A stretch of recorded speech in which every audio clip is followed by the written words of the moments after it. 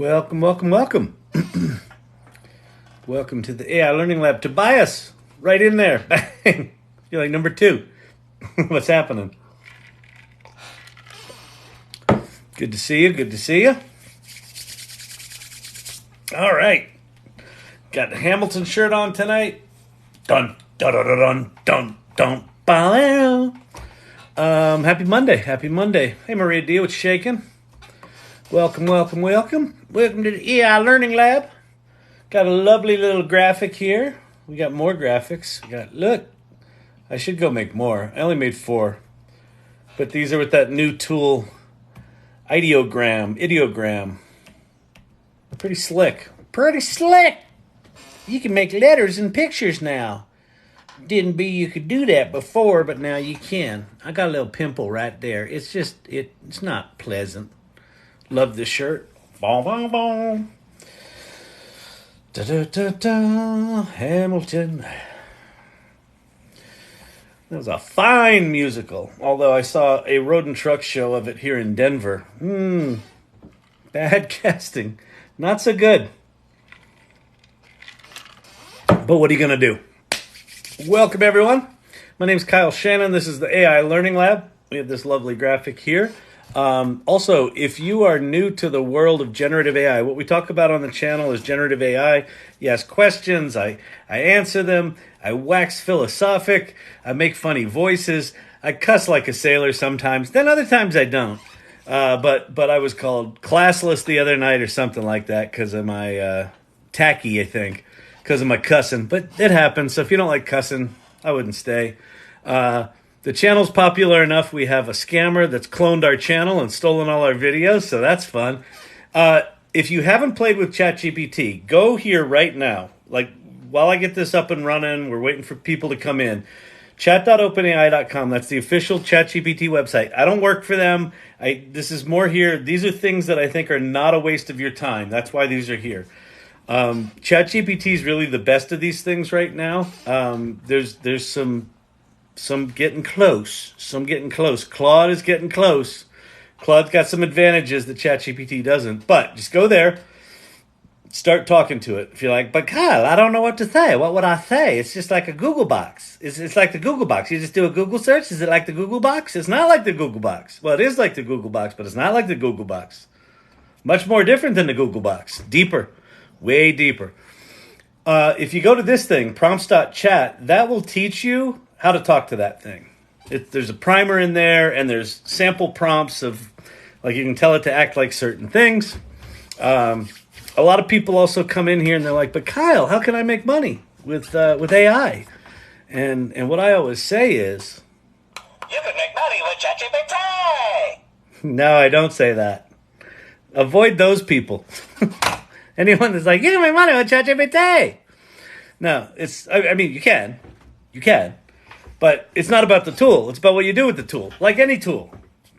So we can talk about that. Zach, you are so totally awesome. Thank you. Please tell us about your T-shirt today. That is from Hamilton, from the Road and Truck Show of Hamilton. Do you remember movie Hidden Figures, Catherine replaced by man with IBM computer? Same today. Yeah. Oh, yeah, Hidden Figures. Yeah, exactly. Yeah, that had a lot of other issues in it, that movie. That was a good movie. Yeah, lots going on. So anyway, if you're new to this stuff, go start with that. I'll take a look at some other things. Pop your comments and questions down below. I do try to answer all of them.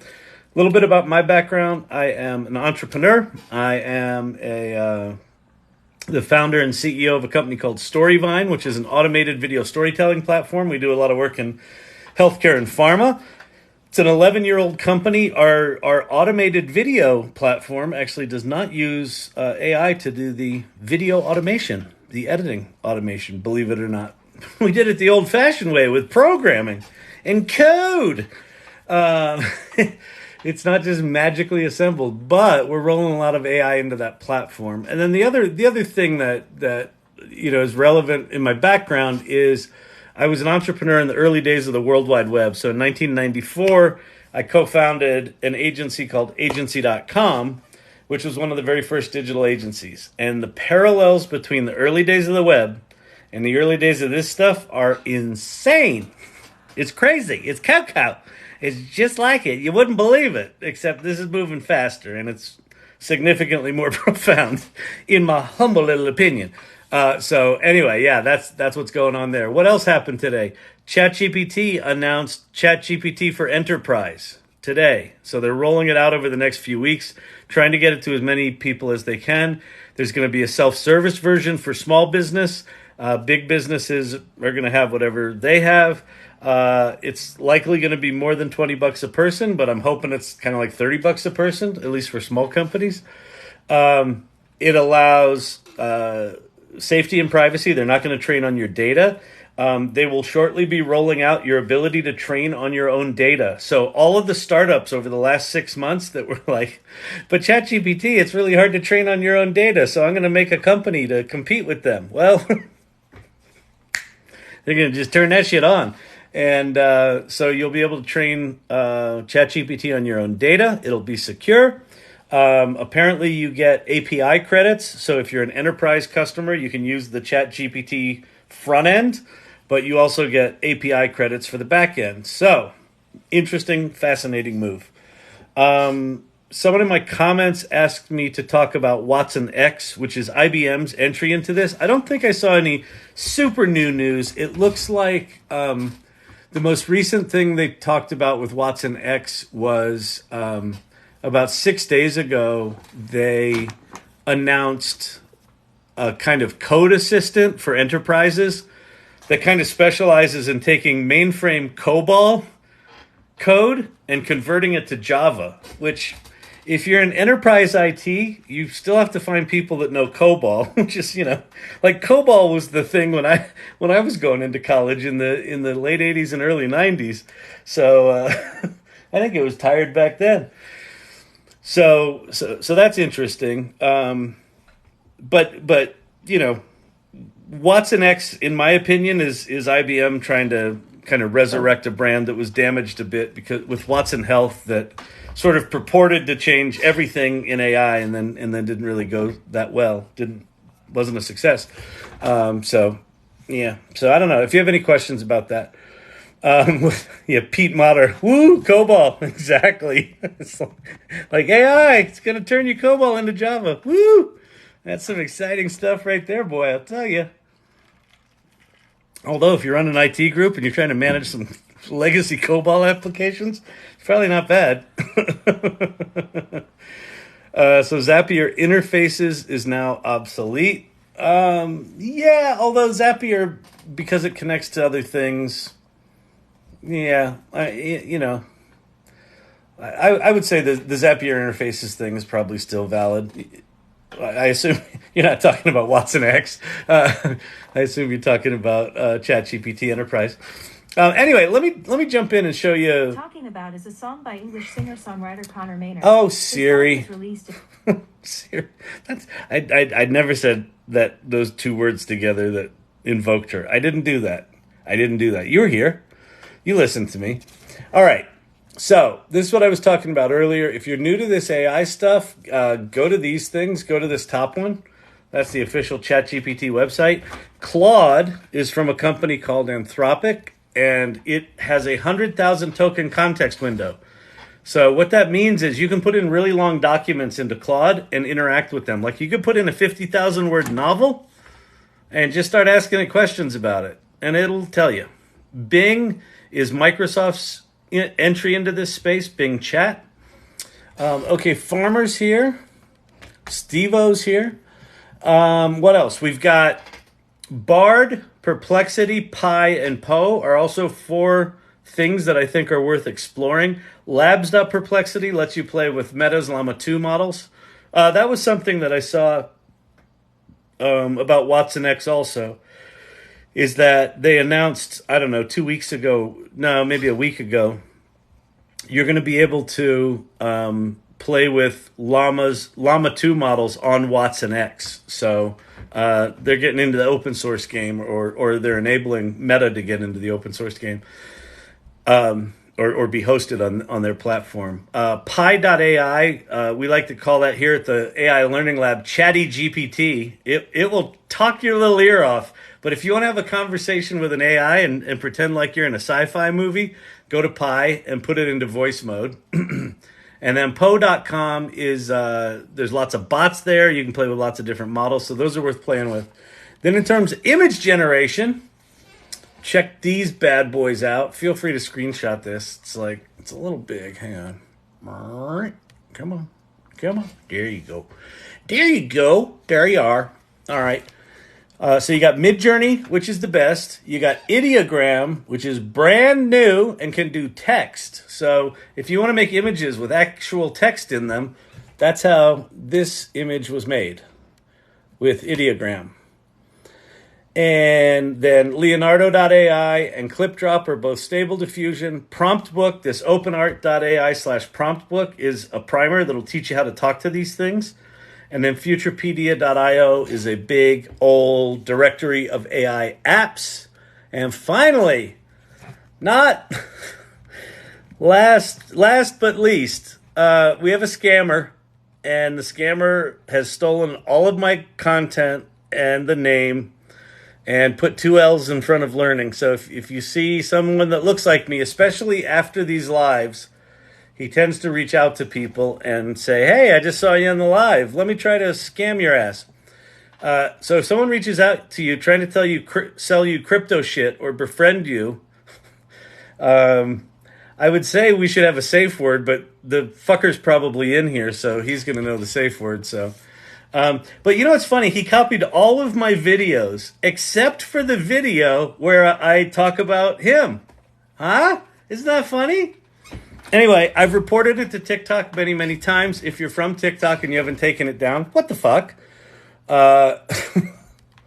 Anyway, for those of you that have reported him and unfollowed him, please, thank you for that. And if you have followed this person or that person has reached out to you, just be really careful and do not buy any multi-level marketing shit from me or anyone else for that matter. All right, so let's get this party started. Let's do this. Like one of the things I'll do, I'll answer questions. You put the questions in the party, and then I answer them. Okay? It's in the hammer. You hammer and the hammer. I like totals. All right? So yeah, pop the questions into the comments below. There, I got the tongue working. Good Lord. All right. Welcome, everybody. Silver Fox, good to see you. Hair Growth Cake, what's back? Dr. J, Steve-O, Thelonious, it's a party. By the way, the folks that come in here night after night after night, we call them the irregulars. Why? Because they're a little odd. They're a little touched. But consider the source. Consider the channel. We're a little left to center here. And I don't mean in politics. Get off that. Good Lord. Everyone's so friggin' sensitive these days. How about you hug a puppy? Hug a puppy. We don't talk all of that crap in here. I don't like it. Oh, if you're going to troll me, I don't mind trolls. Trolls are cool. At some point, trolls will get a hug, and they're like, I was kind of an asshole back then. But, you know, right now, you do what you need to do. But be clever about it. If it's just a put down, like last night, trim your nose hair. I mean, okay, sure. I needed to trim my nose hair, but that's not the point. I did, by the way. It's solid now. There's nothing good. Look, I'm coiffed. I'm trimmed. I flyaway hairs. They're all handled. But anyway, it was not a solid troll. And just, you know, calling me an old man. Hey, old man teaching AI. Get off TikTok, you fucking loser. Like, really? Doesn't mom have some SpaghettiOs heating up for you or something? Now, if you're going to troll me here's the kind of trolls I like. They should at first seem like a compliment. And then the more you read it, you're like, ouch, that kind of stings. So I'll let you figure out how to do that. You could have ChatGPT help you with that. Anyway, I don't want to encourage trolling. And breathe, everybody. Welcome to the AI Learning Lab. We're going to do a little ADMSR, AMSR, A. Welcome. Thank you, Robert. Robert Rossi. Thank you for the donut. I like donuts. Donuts are tasty. Do you like donuts? I'm sorry, Dave. I'm afraid I can't do that. Yes, welcome.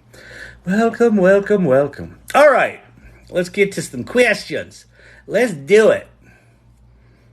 When and where is the meetup next week? The meetup is actually tomorrow. And if you go to the salon.ai, there's a link tree there, and there's a meetup link. The second link down is the meetup.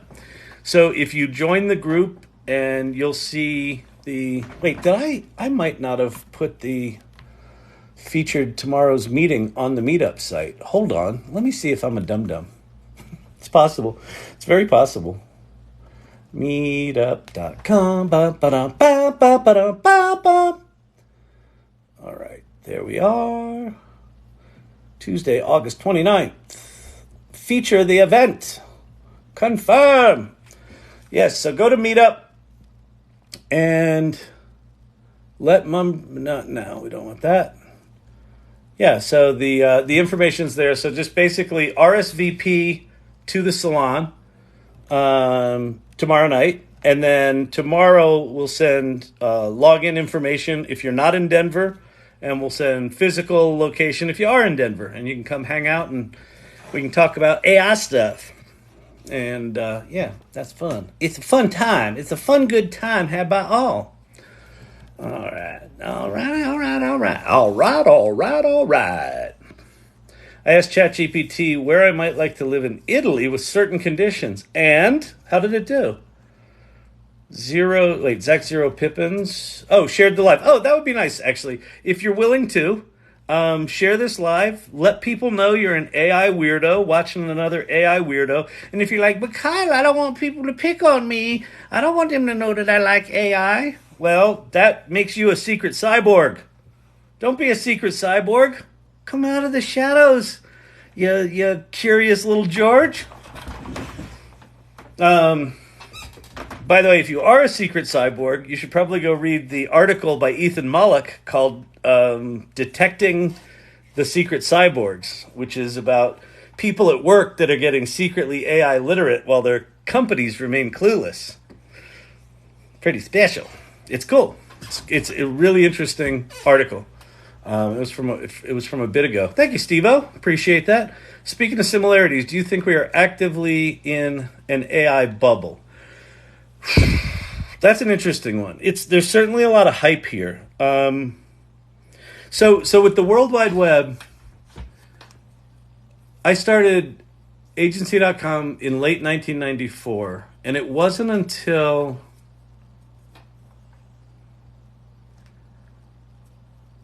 probably late 97 that the real hype, like the hype train, it was like mid to late 97. So in that case, it was 3 years from when it was kind of simmering, and the geeks were kind of talking about, oh, this is cool, and it was like inside baseball. I still feel like with this AI stuff, we're still a bit in that inside baseball. I don't think it's really hit yet for a couple of reasons. I think these tools right now are still very spit and duct tape. It was about the time Microsoft decided to go all in on the internet, and there was just a lot more momentum, a lot more players. Now this stuff, why AI is moving faster is in 94 we still had to build all of the infrastructure for the internet to take off, right? In 94 we were still using dial-up modems, 13-inch cathode ray tube monitors. If you were lucky, you had a T1, internet line into your business building. Just none of the infrastructure was there, right? So that took years to get all of that up and running. So as these tools get more sophisticated and more consumer friendly, the infrastructure is already there, right? And it's not even just, are these tools going to get more friendly?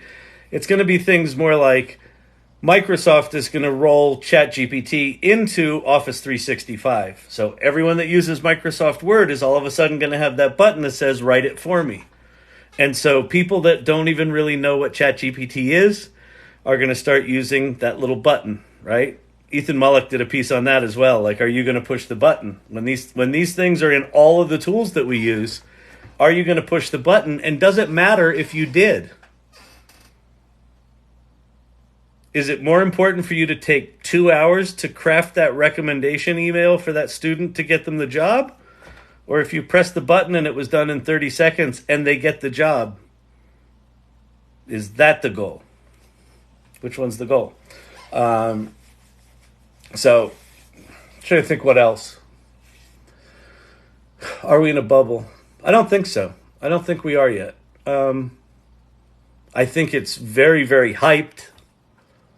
I think there's more awareness of this. So ChatGPT got to 100 million users in 6 weeks. The World Wide Web, it took 6 years. 6 years to 100 million users for the World Wide Web. 6 weeks for that tool. Fastest adoption of software in history. So I think the adoption's dramatically quicker. I think the tools are dramatically more powerful.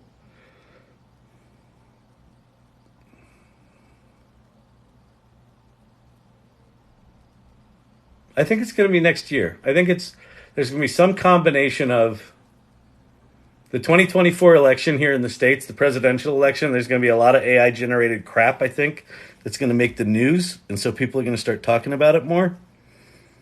I mean, we're still kind of in this phase. We're still kind of in this phase.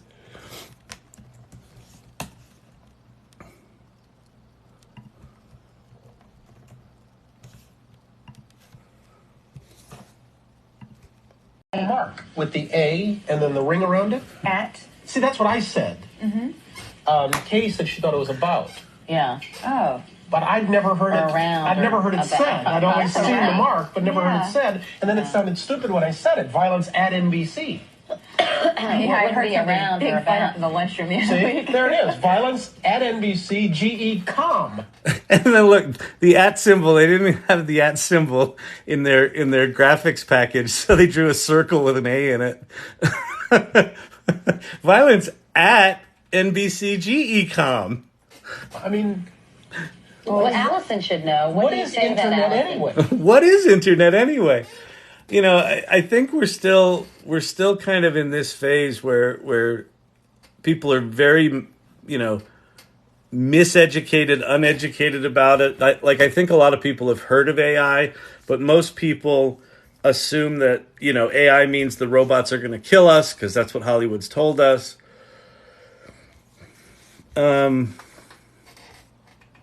Now, I think it's going to be late next year, early 2025. I think it's going to get frothy and insane. And I think it's the markers are going to be things like there's going to be either big news about good things that have happened or bad things that have happened or layoffs that happen. I think it's going to get much, much frothier as sort of peppy as it is right now. Oh, thank you for the crown. Very nice, Steve-O. Very nice. And what's curious to me is, yeah, it's hyped. It might be overhyped. It might be underhyped, right? I think that these things are, what they do and what they are profound on a pretty deep level. They change the way we interact with computers fundamentally. They fundamentally alter how engineers deal with computers, how human beings deal with computers, how business people deal with computers. We can't see it yet because they're often these crappy tools off in the corner. But as these things sort of assimilate into the sort of fabric of all the tools we use, I think that it's going to be pretty profound. So really fascinating. Meta AI released a new translation demo. Oh, interesting. Did they? Let's go see that. Meta. Oh, yeah, that was yesterday, wasn't it? Translation. Seamless M4T. Meta has created an AI model, Seamless M4T, that can translate and transcribe up to 100 languages across text and speech. Seamless M4T is the first all-in-one, multilingual, multimodal AI translation and transcription tool. Multilingual, multimodal AI translation and transcription tool. Everybody, multilingual, multimodal AI translation and transcription model. Good Lord. Could you please get at least one more catchphrase in there, please? Could you make it an acronym? It's the world's first MMATTM. Yeah, that's pretty outrageous. I mean, so just like so this is a really good example, right? Of if you're a geek, you kind of know what that means, right? If you're a geek, like, okay, multilingual, multimodal. Multimodal meaning it can listen and say words in 100 languages, and it translates and transcribes. Well, they're giving this away. They're open sourcing this. So developers are going to be able to make like the little thing you stick in your ear that just listens to someone talk to you in whatever their language is, translates it to you. You talk back to them in my case, in English, and their little earbud will translate it back to them. Like this is the foundation for those kind of tools, like all those Star Trek-y kind of things that when we were kids, we were like, yeah, that's never going to happen in our lifetime. Fucking yes, it is. Right now. Like it happens with text right now. I can do, like even in here, if someone gives me a comment in the text, I can literally just hold it down and it translates it good enough that I can read it. It's not that weird janky ass translation of your. Remember like 5 years ago when translation and transcription sucked so bad you couldn't use it? Not anymore. Crazy. Crazy. It's crazy, I tell you. It's just crazy. It's crazy, crazy, crazy. It's crazy, crazy, crazy, crazy, crazy. You know what else? You know what else? Do you know? You can make money with ChatGPT! The joy of it all. Google will have some fun announcements. Oh! Pate Motter PhD this week at Next. Oh, Pate, connect with me. You work at Google? Do you know Ben Jones there? He works over in the YouTube side on the advertising group. He's a good buddy of mine. He's a great guy. Could it be related to Gemini by any chance? Pate? Any Gemini? Can you break any news here in the AI Learning Lab tonight? That would be fantastic. We/Google. That's solid. I like it. It's solid. We have some fun announcements this week at Next. All right. I'm going to pay attention to that. So one of the things, those of you that have been in here for a long time, you know that for many, many months, I unapologetically made fun of Google because Bard was a piece of poo-poo. And then I put Bard on my list like a month ago because all of a sudden Bard got kind of better. And I initially thought it got better enough, Pate, that I thought it was Gemini because it like, whatever you guys did, Bard went from being like laughably bad to be like, oh, this is actually pretty good. And it's connected to the internet. And how you're incorporating hyperlinks into it is actually pretty solid and really interesting using web previews and things like that. So I'm like, okay, something's up. And then I started hearing about Gemini. I'm like, it's got to be Gemini. And then I said that in a video and a bunch of people corrected me and said, it's not Gemini, you big dumb.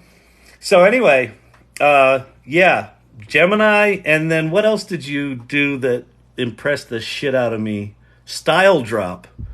If Style Drop is in what you're announcing this week, holy crap, that's impressive. Have y'all seen Style Drop? Is it Style Drop? Let me make sure I'm not putting my stupid foot in my stupid mouth. Style Drop Google, yes. This thing is insane. It's just crazy. It's just crazy. I don't know if you knew this, but it's just crazy. Is this it? Yeah, this is it. This is it right here. So what happens with Style Drop is you upload one image that looks like this little kid's drawing, and then all of these are simple prompts in the style of that drawing.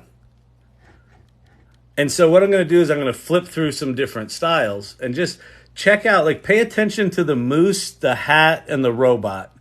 These three as we change. So not only is it picking up like the texture of the paper and that these are cartoon drawings, but like the style of the shape of the thing itself alters. Check this out.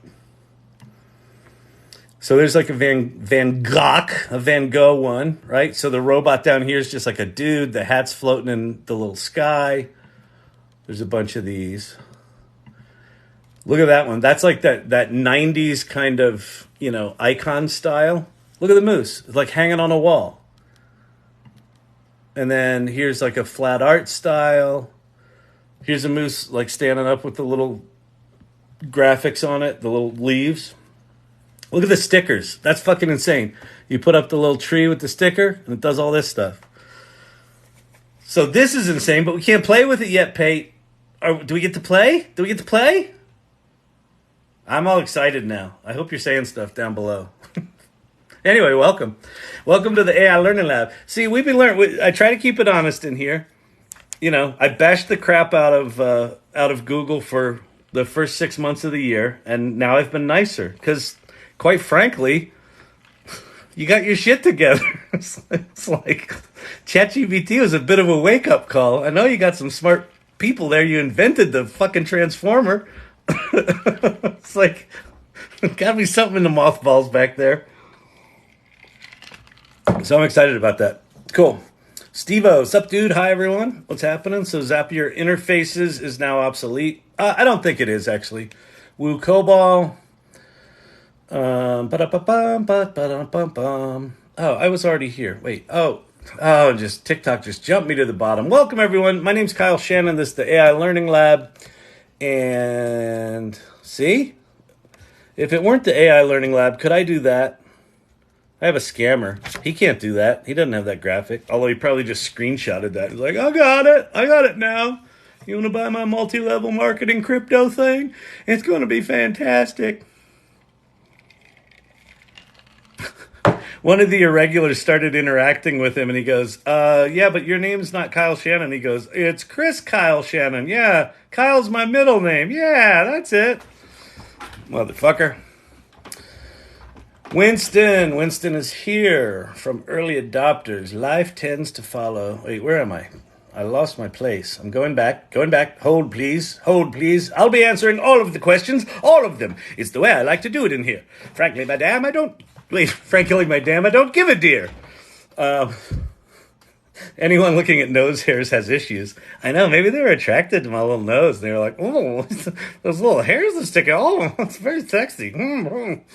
Yeah, I don't know what was going on there. There was a situation. This whole channel's a situation. Oh, Joker, I'm here for a bit, not working tonight, but I need to chop up a tree at 10 p.m. Joker, dude. I'm assuming you live in a cabin with no neighbors, because chopping up a tree at 10 p.m., I assume that's going to piss someone off, unless it's just the raccoons. All right.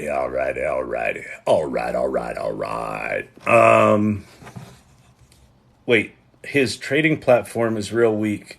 Oh, yeah. The scammer. There's a big surprise. He's got a shitty trading platform that he tossed together, probably with ChatGPT code. No, I just the way the scammer is interacting right now. And by the way, if you're here, hey, how's it going? Go fuck yourself. The way he's interacting, it feels very, very much like NFT crypto bro kind of stuff. And he's selling crypto stuff. So I have a feeling it's probably some fucking tossed together piece of shit, wallet draining. Whatever you do, don't give this guy your wallet. Don't do any transactions with him with crypto. Because, I don't know if you played around with the crypto, but if you interact with the wrong contract, zip, out goes the shit in your wallet. It happened to me once. It's awful. What do they call a damaged pair of pants at Sears? Irregulars. Oh, that's right. The irregulars. So now we've got gastro meaning of it. We got, the neurospicy meaning of it. Now we've got the damaged goods meaning of it. See, I'm loving the irregulars. By the way, if you're new here, if you're just like, wait, who's this guy? What is he talking about? And why are people liking the channel like this? It's not because they like me. Don't mistake this for flattery. No.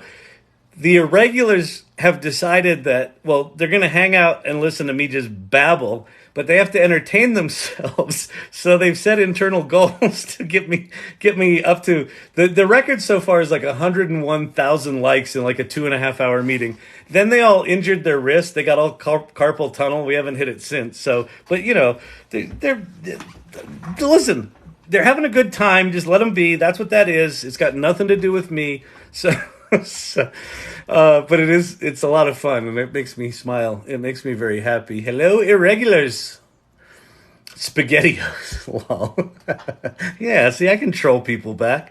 I asked ChattyBot not to be so long-winded. She agreed with a very long-winded reply. I've done that too, Joker. I was like, don't talk anymore. Just give me the list I asked for. Oh boy, I can sense your frustration. I would be frustrated too if someone just talked on and didn't give me the list that I wanted. I'm like, lady.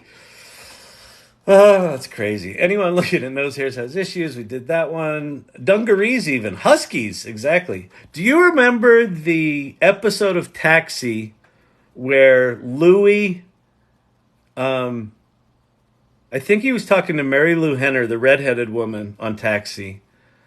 And they were having this moment, and he got really emotional, and he talked about how humiliating it is for him to buy pants, but because he has to go to like the boys section at Sears and ask for husky pants because he's so short and fat that he had to get husky boys pants. I remember because that was the funniest show. Like I would just cry laughing at that show. That was one of those episodes where I was just like, oh shit! Like it was just, you kind of fell in love with all these characters, and they kind of, occasionally revealed the humanity of the characters. That was an amazing episode. Like fucking seared into the brain. I walked my mom to the library and back home. They know her there. They hold books for her. Oh, that's cool. That's very nice. See, okay, here's the other thing. You know what we like to do here at the AI Learning Lab? Like, oh, thank you very much. Share Bear. We like to be nice to each other. Like, as salty and smartassy as I get, like this whole channel is about trying to help people figure this shit out. And, like, the people that are in here regularly, like, they help each other out in the comments. They support each other. They've been supporting me, trying to, like, help an old man get better at TikTok and have the channel be better and deal with this fucking scammer. Like, it's super nice. So it's like, Thelonious is awesome. And he walked his mom to the library. We need more of this in the world. Less of the divisive, derisive bullshit. Every time we do that divisive shit, we're playing their game. You know that, right? That's by design that we hate each other and not our design. So, yeah, I broke ChattyBot twice today. That's good.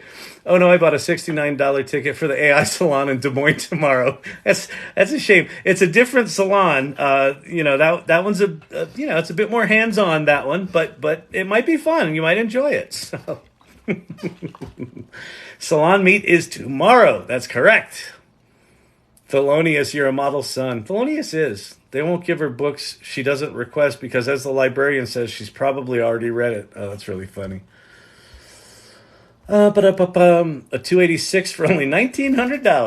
$19.99. 286. That's a desktop 286cc. What was that line in Mr. Mom? He's like, yeah, you're going to run at 220? Yeah, 220, 221, whatever it takes. You sound like a real handy guy there. By the way, I'm quoting movies that no one will know the references to. I worked in a movie theater when, what played? Scarface, Mr. Mom, I don't know, whatever was playing when those two were playing. I saw those movies. I saw Scarface probably at least 100 times. I knew every line in that film. Fairly major crush on Michelle coked out Pfeiffer. Bill Gates, David Letterman, internet YouTube short. Yep, that was pretty funny. I began with the IBM PC Junior, then the XT, then the AT. See, I was a Mac guy. I had a Mac 512KE, then I had a SE30 with the color monitor upgrade. I had an external 13-inch CRT with my SE30. Had that for years. Then I upgraded to a Mac 660 AV. It was like a pizza box. And that was where I coded the first issue of Urban Desires, which was one of the first digital magazines back in 94. And then, I don't know, I've had a bunch since then. At one point, I had the 20th anniversary Mac. That was pretty slick. But it was kind of useless, but it was really cool looking. I won't even get into interrupts. That really, a lot of money is riding on AI. A lot of money is riding on AI, right? Like just ChatGPT. ChatGPT, Inflection, the company behind Pi.ai, they just raised $1.3 billion. OpenAI has raised, well, they've raised more than $10 billion. Microsoft gave them $10 billion. I think most of that was in compute, but still, that's a lot. That's a lot of fucking compute. We're in the beginning stages of acceptance and development. Couldn't speak, confused her. This is not really an answer to how long it would take. Classic clip. Wait, I pick an Audible audiobook each month. The one I chose today was called Super Intelligence is Awesome. Oh, interesting. Trying to intro my mom to AI, I said, you can scan terms of service. Why would I want to do that? That's awesome. Life tends to follow sci-fi. Oh, yeah. Yeah. Well, we're definitely entering a post-sci-fi world, aren't we?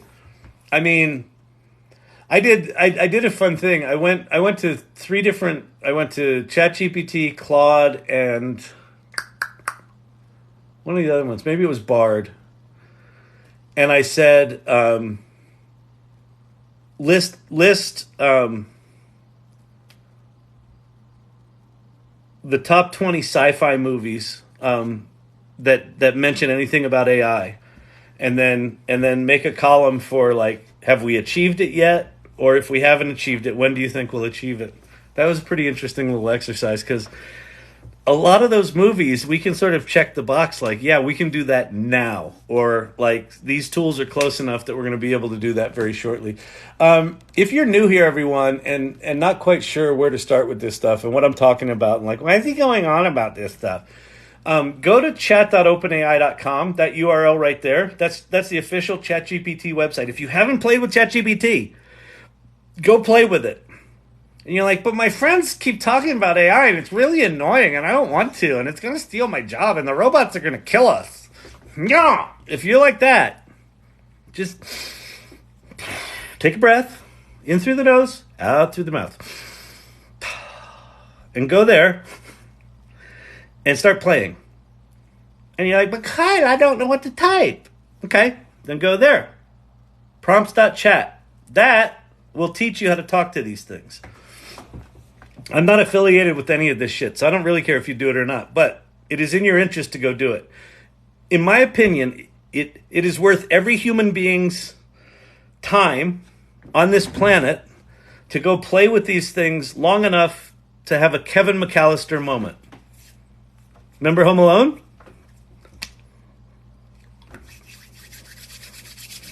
It won't take that long when you're playing with these things that all of a sudden you realize, oh, this is different. Oh, it can do what I do. Oh, I didn't know it was that fast. I didn't know it was that deep. I didn't know it knew that. Ask it to write you a country song. Ask it to write you a computer program.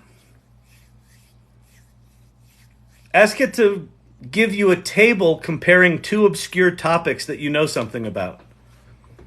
Watch how fast it does it and how quickly it does it and how deep it does it. And just go start playing. And then if you have questions about AI, pop them down below. I'm very far behind. I'm 90 questions behind because I just don't shut up. All right. This is just the beginning for sure.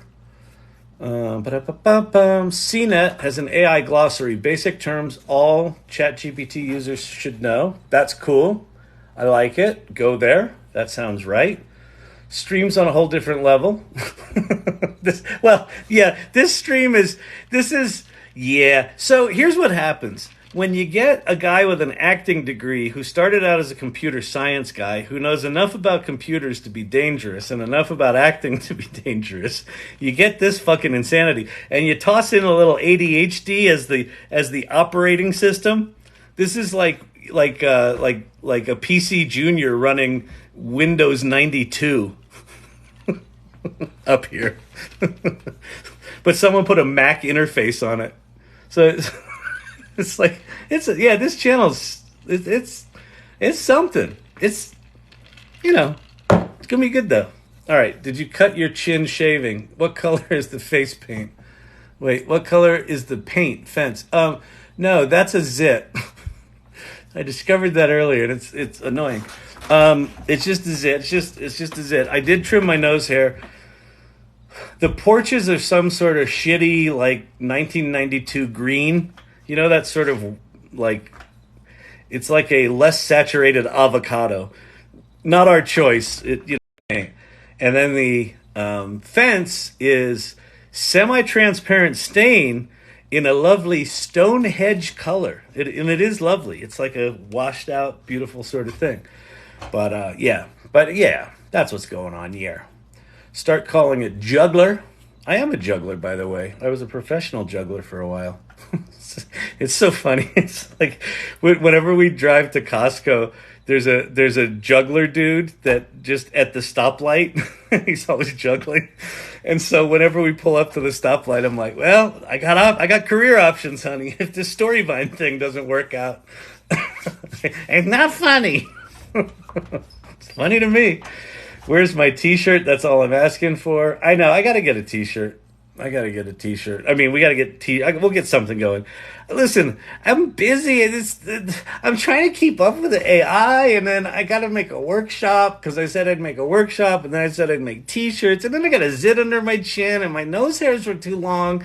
It's not easy. All right. Hey, Thelonious, I have ADD, but listen to audiobooks over and over if I like them. Oh yeah, so that ADD thing where I will, when I get into a song, I'll just listen to it sometimes for months. I did it with Martin Sexton with like 3 or 4 of his songs. I'm doing it right now with Jason Isbell with If We Were Vampires. I did it with Brandy Carlisle, The Joke, and then the Eye of the Hurricane one. Yeah. I do that a lot. I can't read, and I can't, even audiobooks to me, I can listen to a podcast occasionally if I'm really occupied with like fence painting, then I can listen to one. But if I'm just sitting there listening to an audiobook, my brain is just like, yeah, and move on, next. What else are you going to do? You going to do anything else? Why don't you look at your computer? Why don't you look at your computer? Is the TV on? Why is the TV not on? Shouldn't the TV be on and the computer on? Well, wait, and can't you look at your watch as well? So it just doesn't work. Style Drop is the bomb. I don't think Style Drop is live. Let me see if it is. What? I think it's just a paper still. But maybe that will be announced. We had a little Googler in here earlier, it seems like. And, okay, the other time I stumped it had to do with mRNA shots and scientific method. Can't say anything. Oh, can't say anything. Pate, why can't you say anything? Listen, you got a PhD. You work at Google. You teased us. Hang on 1 second. I'll be right back.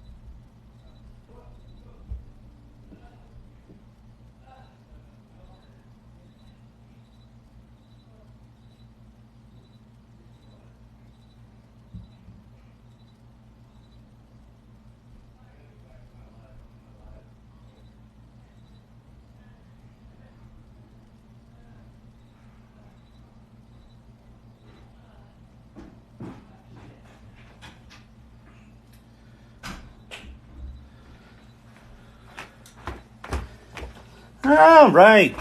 I'm back. The boys were fighting. The dog was jumping around.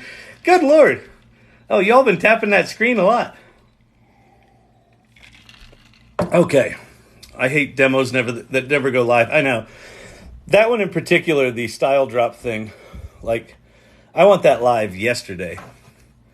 But what that says to me is that Google's going to come out with some stuff, even though Pate can't tell it anything. I don't like it, Pate. I don't like it one bit. All right, Imagine took forever to become Ideogram. Oh, I didn't know that was Imagine before Ideogram. Retropunk, do you know if is that built on like a stable diffusion core, or did they train their own model? Am I late? No, you're a little late, but I started at like 8, or maybe like 3 minutes before 8.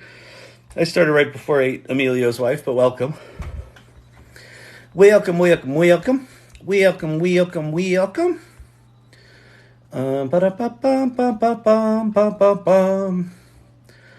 All right, let's see. Meta Victory.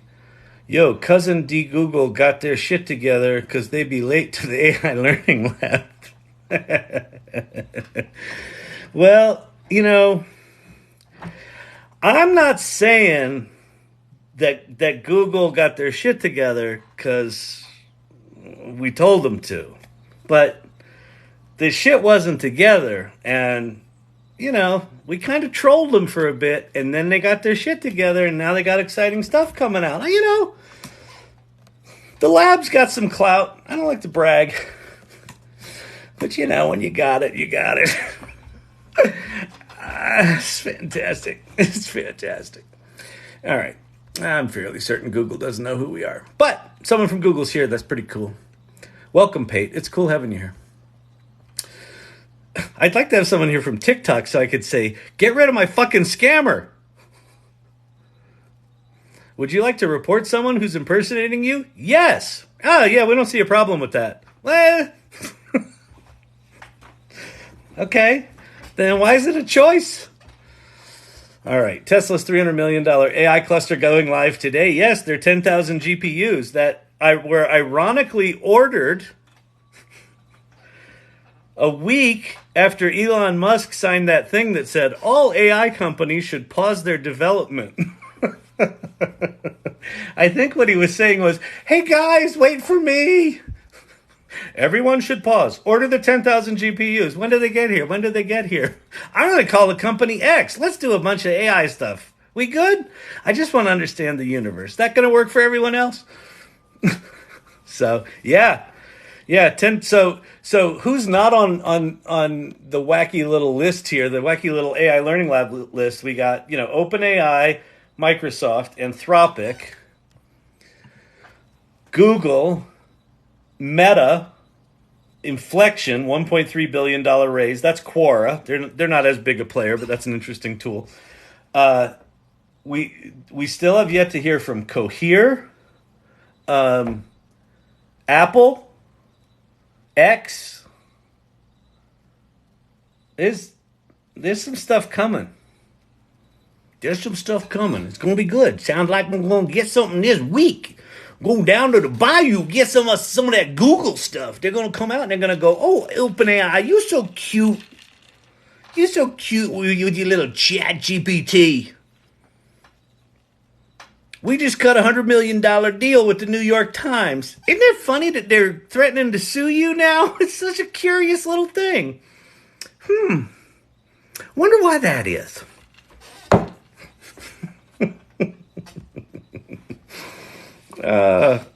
Joker. Man, it's an electric chainsaw. It's kind of quiet. Joker's out cutting down trees at 10 o'clock at night. He's probably listened to us with an earbud, and he listens to us every now and then in between chops. Jenna, how do we sign up for access to Style Drop? Well, you're going to have to ask Pate that. Pate said he can't tell us anything. The Style Drop thing is not available yet that I know of. Let me just go confirm that. I don't have an answer for that. Siri, is there something else I can help with? Please. God. It's just not right. She really doesn't understand how humans work, which is the problem. Go talk to Pi. You want to talk to one of these things that's fun? Go talk to Pi. Style drop, let's see, demo.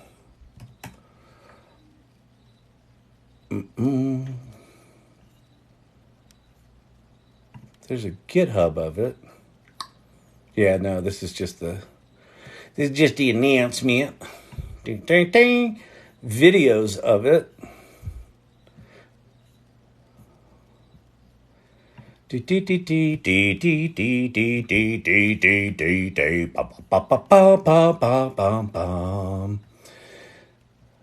it's all videos. It's all videos of people like me going, Style Drop's going to be so cool. It's going to be so awesome. You heard it here first. And then you can't play with it. Yeah, so you heard it here first. But where is our store? I want my merch. I know, One Love. I know. I got to do something. I got work to do. I got to prepare for I'm speaking to a very large pharma company on Wednesday morning. So Wednesday morning at 7:30 a.m., Sarah, send kind love my way. I will be waxing philosophic about AI to a big pharma company. And what else I got? I don't know. We got a lot we're preparing for right now. So, but it's all on the list. The good news is I have a list. The bad news is the list is still existing. Tesla's about to flip the switch on its new AI cluster. Yep, they just did it, or they're doing it today. If anyone likes crypto analysis cryptography, David Wong, Real World Cryptography is really great. Thank you, Winston. That's awesome. Thanks again. Most great innovations come from artsy, drug-using, living on the fringe lifestyle. They do. One of the reasons I'm so excited, I'm excited enough about all of this stuff that I started a fucking TikTok channel at 58. It ain't because I'm a genius. Is the inflection point after a tool like ChatGPT or after a tool like the World Wide Web is a really exciting time. Thank you, Steve-O. Did you give me a little beaver? That was a lovely little beaver there, Steve-O. Thanks. I like a beaver. Everybody likes a good beaver.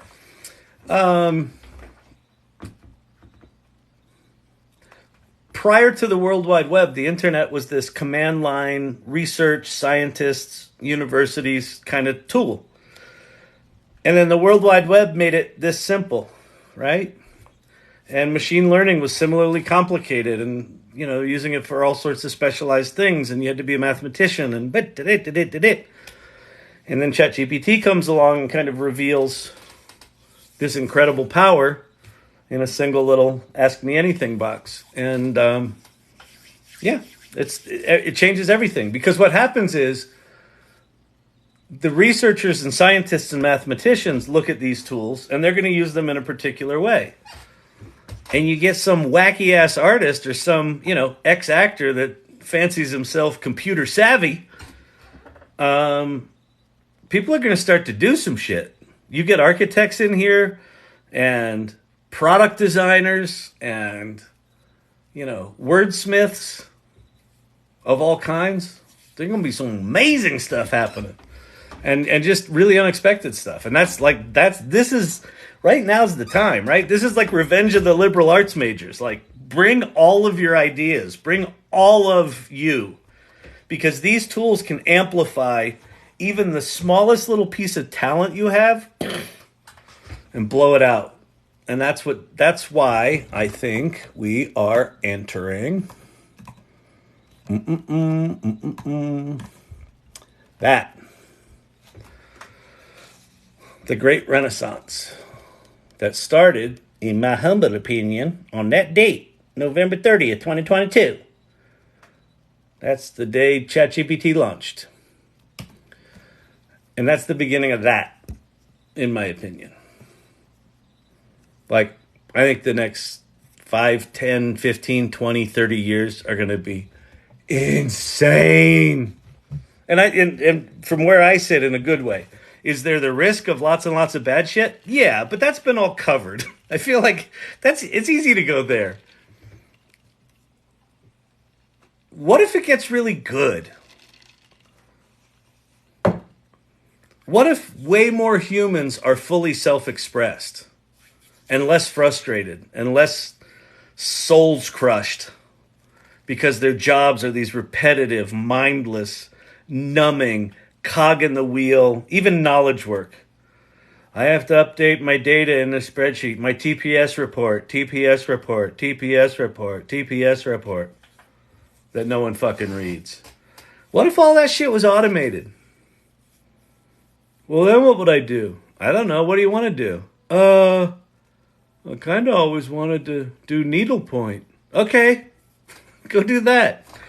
Yeah, I use Midjourney and I come up with these images that kind of blow my mind, and then I put them in needlepoint, and that's how I do these things, and now I'm in the Smithsonian. Like, I don't know. That kind of shit. That kind of shit's coming. It's coming. It's coming. It's coming. Crazy. It's coming so good. I sent you a DM about a regular and moderator. Oh, awesome, Zach. I appreciate that. That's very cool. Yeah, anyone who said they'd be willing to mod, I'll reach out this week. I've got some time this week. I'll reach out and we can organize a time to talk and figure out what that actually looks like. But I think it could help the channel to have, some actual management. So it's not just me here acting like an idiot and getting people frustrated that I don't answer their questions. Which, by the way, if you've been here and you're frustrated that I haven't answered your questions, that's because I don't have mods yet. But we're working on it, man. It's going to be so good. You don't even know how good it's going to be. Good Lord, that's like it's like a Midjourney face on the bottom of my chin. Taxi was awesome. Wasn't it the best? Taxi was great. Might have to hit that again. Exactly. Thanks for sharing. Who is Sam and what did you learn from him? I assume the Sam that I was talking about was Sam Altman. Is that what I was talking about? Sam Altman's the CEO of OpenAI. Wait, where is it? Hold. There. No. There. That guy. Sam Altman. That guy. He's a very thoughtful fella. It's funny. Someone was in here the other day and they're like, I met Sam Altman. Not impressed. I'm like, okay. Well, the dude ran Y Combinator for a while, so he's seen a lot of startups. He got Elon Musk to invest $50 million and then walk away from OpenAI. He got Microsoft to invest $10 billion. As someone who's 11 years into a startup, I haven't gotten close to raising $10 billion. Our seed round was fucking almost impossible. So at a minimum, he did that. Then he says, Microsoft's about to announce $1 billion investment in us. We don't really have anything we can show the public. Why don't you take that idea we have in the documentation of GPT-3, that ChatGPT thing? You got 2 weeks. Why don't you code that up? So Sam Altman, 2 weeks before they're going to announce the $1 billion investment from Microsoft, whips up ChatGPT. And in 6 weeks, it gets to 100 million users. And it doesn't fucking explode. And it puts Google on their heels, and it puts Microsoft back on the map.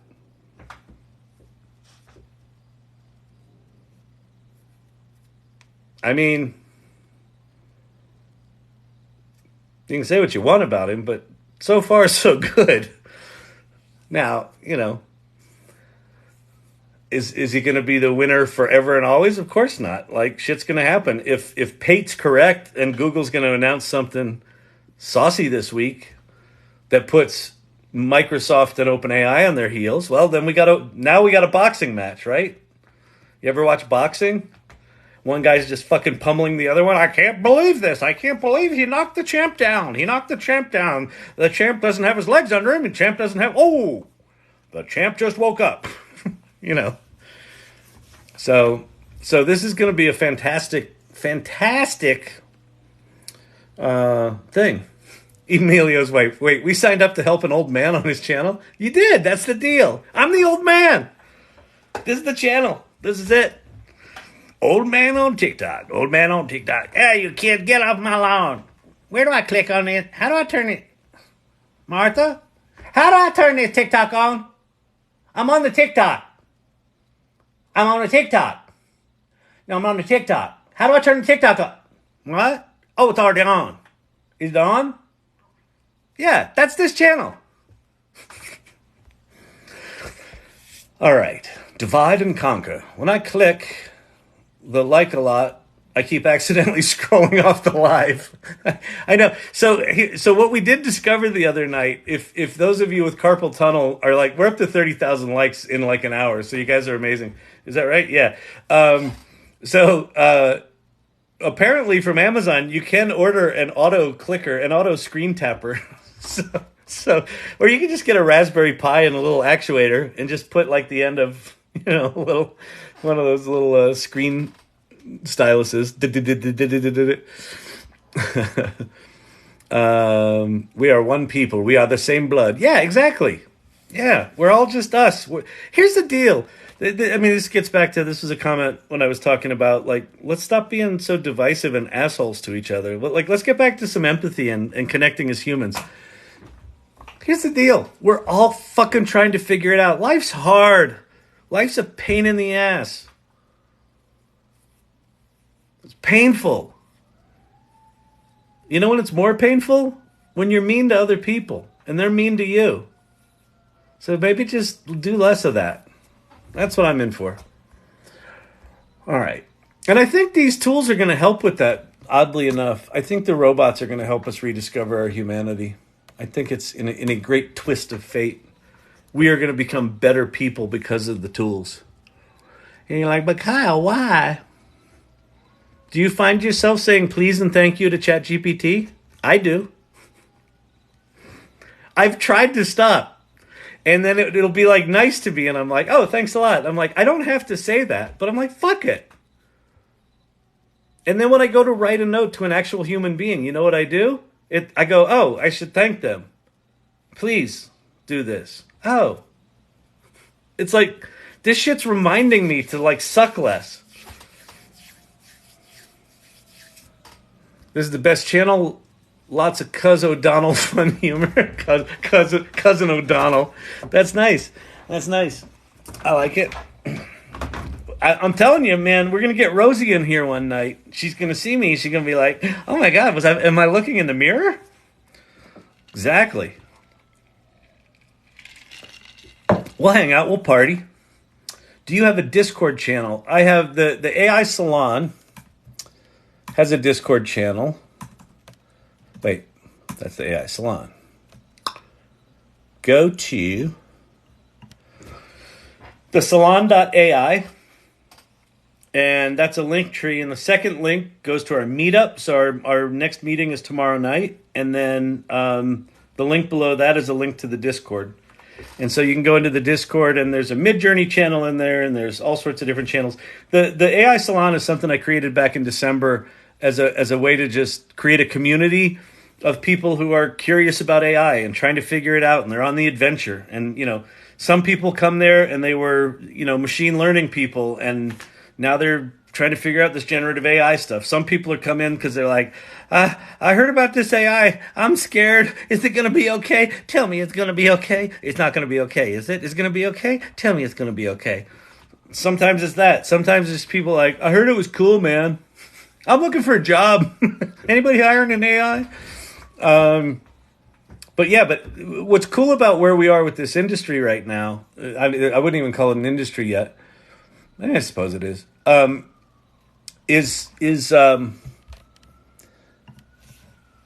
While you can get a degree in machine learning and the science side of AI, the generative AI stuff is so new that everyone's trying to figure it out. No one knows how to use it. No one knows how to incorporate it into businesses. No one knows where the boundaries are. Do I marry her? Do I kill her? Is like that old joke is like you want to avoid this stuff, but you can't. So what do you do? And that's just where we are right now. And so people are coming from all over. So, we have artists and lawyers and, software engineers and, super ultra geeks and then super not ultra geeks just trying to figure this stuff out. People coming in going, I was a copywriter and then I wasn't. And now I am again, but sort of not really. And I'm confused and I'm having an existential crisis and I don't know what I enjoy anymore. And everyone's trying to figure it out, and it's really exciting. So that's what that group's about, the salon, the AI salon. What was your line in New Jack City? It was...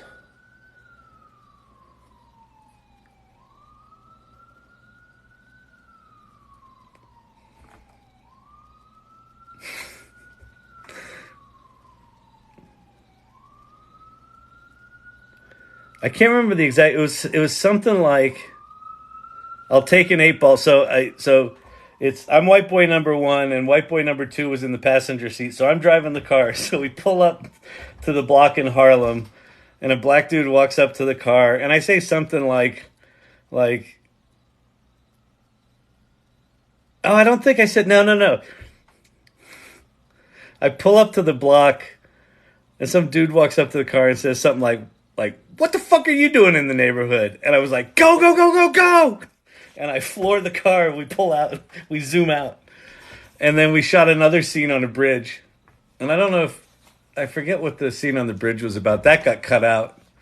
But I was just like a white kid from Connecticut coming into Harlem to buy drugs. It's like, hey man, how technically intense do you think it will be to set up GPT for enterprise? I don't think it's going to be that intense at all. I think it's going to be like turn the shit on. I think training your own data on it is probably going to be a bit more intense. But what it sounds like it kind of sounds like the Zapier thing, like basically you're going to log into your system. So I would assume it's going to be like, I want to train ChatGPT on these directories on my Google Drive. Or I want to do them on Dropbox or on AWS or wherever your content is residing. It sounds like you're just going to give access to GPT to go in there. And I assume they've written some software that's just going to go in, embed your data, toss it into a vector database in some sort of intelligent way, and then you're going to play. Now, what I don't know is how sophisticated they've gotten with the permissions thing, right? So if you're even a medium-sized organization, you don't want Sally the intern to have access to all the financials that the CFO has access to. That would be bad, right? So all of that permissioning stuff, Microsoft has announced that they're handling that, like they've got that solved. So I would think that one of the deals that Sam Altman and the OpenAI team cut is, hey, when it comes to enterprise shit, Microsoft, help us solve that. So if they're calling it for enterprise, that says to me that they've got their shit together. If it were like ChatGPT for business or for B-I-Z, then it would probably be less stringent. But if they're calling it for enterprise, I would assume they've got it pretty dialed in. But the minute you get into permissions and shit like that, it's going to get more complicated. But I would think that just turning it on is going to be probably very straightforward. But apparently you get faster GPT-4, you get a 32,000 token context window for GPT-4, you get free API credits to build stuff on their API, and then you get all the security and privacy stuff. And they won't train on your prompts and any of your data. And then someone even said on Twitter, I saw earlier, that they think there might also be a prompt, or Rachel Woods of the AI Exchange on TikTok said there's even a hint of a prompt library in there, so that as you get your prompts dialed in, you can share those with the rest of the organization. That's pretty slick. Do you run Meta's Llama locally? I don't. Looking for friendly installation tips. No, that's why I have... That's why I have labs.perplexity.ai on here, because they're hosting it, so you can go play with the models there for free. But I don't have them running locally. The local thing, what I would probably do is I would probably run it on a virtual machine with a GPU capability so that I could run the 70 billion parameter model. Just running things locally. Here's what I'm with the open source stuff, because things are changing so quickly, and it really does require you to spend a bit more time on the technical side of things. It's while I could slog my way through it, what's going to end up happening is I'm going to take 15 or 20 hours to get everything dialed in. I'm going to be really happy with it. And then 2 days later, someone's going to announce, just double click here to install this one that's half the size and twice the power. And you just wasted all your time. So I'm just kind of avoiding the open source world right now and just waiting for someone to put together. Thank you for the little llama, Lucy the llama, I'm just waiting for someone to put it together. So I got nothing for you. What I would say, Snacky, is just go to Reddit and go to the open source large language model. Just search for open source LLM on Reddit. Find some subreddits where they're talking about this stuff, and I just start hanging out in there and just, they'll point you to GitHub repositories that make it easy. So I'm sure someone's already done it. It's the AI salon with 2 S's. Yeah, exactly. Ted looks with the panda. Thank you, Ted. I like the panda. I appreciate the panda. I go visit my mom twice a year. This visit is scheduled. A hip transplant. Wow. What are you going to do? Yeah, my wife's mom just got a big piece of surgery and just came home today. So all is well there. Yay. They are chorizo for the ruse. And ruse by any other name would smell as sweet. What's that called? That's called overacting. Or as they call it in the biz, chewing the scenery. Oh, wait. Hang on. I think that's me. Yep. I just set off the old car alarm. Had keys in the pocket. They are eyes that will do for you. Use chat. Oh, there are AIs that will do it for you that use ChatGPT. Let me give you one in a few secs. Oh, cool. One Love's going to help. Whoever was looking to install Llama is going to help. One Love's going to help that person. Awesome. Thank you. That's super cool. Dad bought us a Commodore 64 first. That's awesome. Fantastic start. The Commodore 64, that actually hung in there for a good long time. Oh, wow. Joker, that's intense. Sorry for that. I was there. I was down. We had offices right near there. If that was the cause. AI startup Intense Eye raising funding from Lightspeed at 300 million. What's it called? Intense Eye. Intense Eye.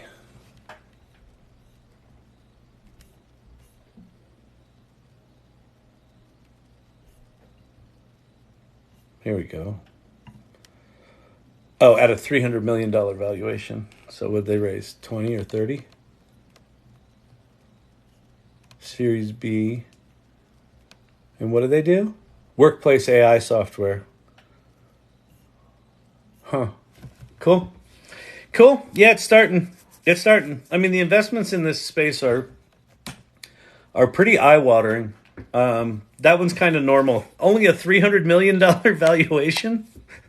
Wait, they don't have a $100 billion valuation? And they're a year old? What is wrong with them?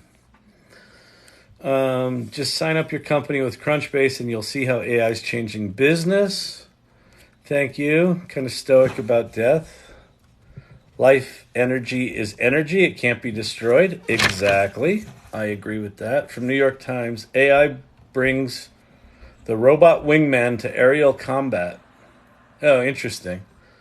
Out of curiosity, do you or any other one run things on TPUs? I do not. Someone was talking about TPUs in here the other night. But I know within the AI salon, there are some folks doing some interesting stuff. But in here, I mean, there might be some people doing that, but not talking about it a lot. I tend not to talk too much about the more technical side of things, just because I'm kind of clueless there. ML perf results should be published in a few weeks. Oh, interesting. All right. I saw that net glossary link today. It's good. CNET. And you toss in a heavy helping of ADHD. Exactly. We call it landlord green. It is totally landlord green. Yeah, exactly. This is landlord green. And then he also has sort of landlord purple trim. So it's like that awful 90s sort of faded green and faded purple. Oh, it looks like a bad handbag. I can help with the blemishes. I know, hair growth geek, right? I'm not normally a blemish dude, but just one popped up. What are you gonna do? All right, let's see. I'm more than 99 messages behind. I'm gonna jump to the bottom and then scroll up a little bit. So I'm gonna skip a bunch of questions right now because I'm too far behind. So I'm just gonna do it. And the heart tappers are tapping away. Thank you. You're up to 33,400. So kudos. Good job. Good gaming. If you're new here, everyone, my name is Kyle Shannon. This is the AI Learning Lab. And if you have not played with ChatGPT, go there right now. Chat.openai.com. That's ChatGPT. And if you don't know what to do there, then go to there. Prompts.chat. So go there and sign up for an account, and then open another tab or another window and go to prompts.chat. That will teach you how to use those things. And just trust me, it will not be a waste of your time. Even if you end up not using it, it is impossible to understand what these things are without experiencing them. It ain't a Google search. Pate knows this. Pate works for Google. Google's Google. These things are different. Now, they're all based on technology that Google invented. There's the big irony in it. And, I have a feeling Google's going to be making some noise here shortly. So, and here's my deal. Like, I'm technology agnostic. I don't give a fuck who comes up with the cool shit. I just want more cool shit. The fact that I've got 7 of these ChatGPT-like companies on a list that I think are at least worth your time to explore is mind-blowing to me. Because for the better part of this year, there were only 3 on that list, and one of them was kind of, Now there's 7. And I would think that there's probably going to be 10 to 12 by the end of the year.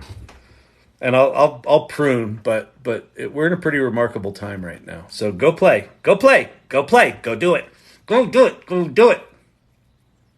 go. Don't just sit there. Chat.openai.com. Write me a country song about a chubby dog. Go. Oh, I didn't know I could do that. But I know it can't write a marketing plan, can it? Make me a marketing plan. Oh, shit. Go have that moment.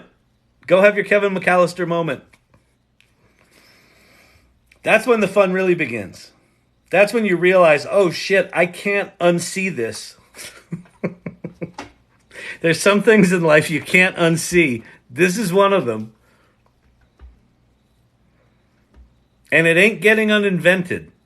So everyone that's like, oh, but I heard OpenAI is going to be bankrupt by the end of 2024. Yeah, that's not going to happen. They might get sued out of existence. Because Google cut all the deals with all the publishing companies. That could happen, but that's just business. But they ain't going to run out of money. Because there's just too much at stake. I mean, and it's not just that Microsoft invested $10 billion. it's that it's in everyone's interest to make sure that that thing stays alive for some amount of time. All right. What's in the fridge? Why would I do that? She asks. All right. Da-da-da-da. Stacy, trauma therapist, is laughing. Good. I'm glad we made you laugh. It's very easy to set up in the cloud. Very cool. Pate, people are dumb and will not use correct permissions no matter what you do. There's a man who's frustrated that people aren't using forced two-factor authentication.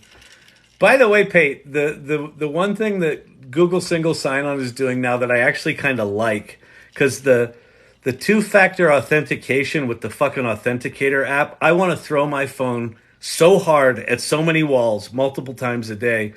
But the new thing where it's just like, we sent you something in your Google Mail, and then I just look at my phone and it's like, is this you? And you just click yes, and then you're done.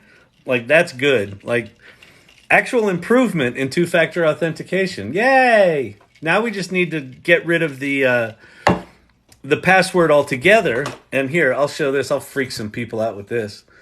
This is my little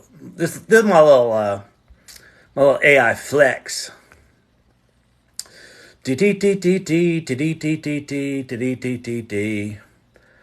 I am looking forward to when I can log in with that. That is my world ID, verified at Orb. What is the Orb, you ask? Well, it is a horribly named thing from Sam Altman's company called WorldCoin. And the Orb is a thing that scans your retina to get your biometric data to verify that you are indeed proof of personhood, that you are a unique human being verified on that system. Why did I do that? I did that because I actually think this kind of proof of humanness is going to be increasingly important. I think it's actually going to be important sooner than I think any of us are prepared for. I think the 2024 election is going to be crazy.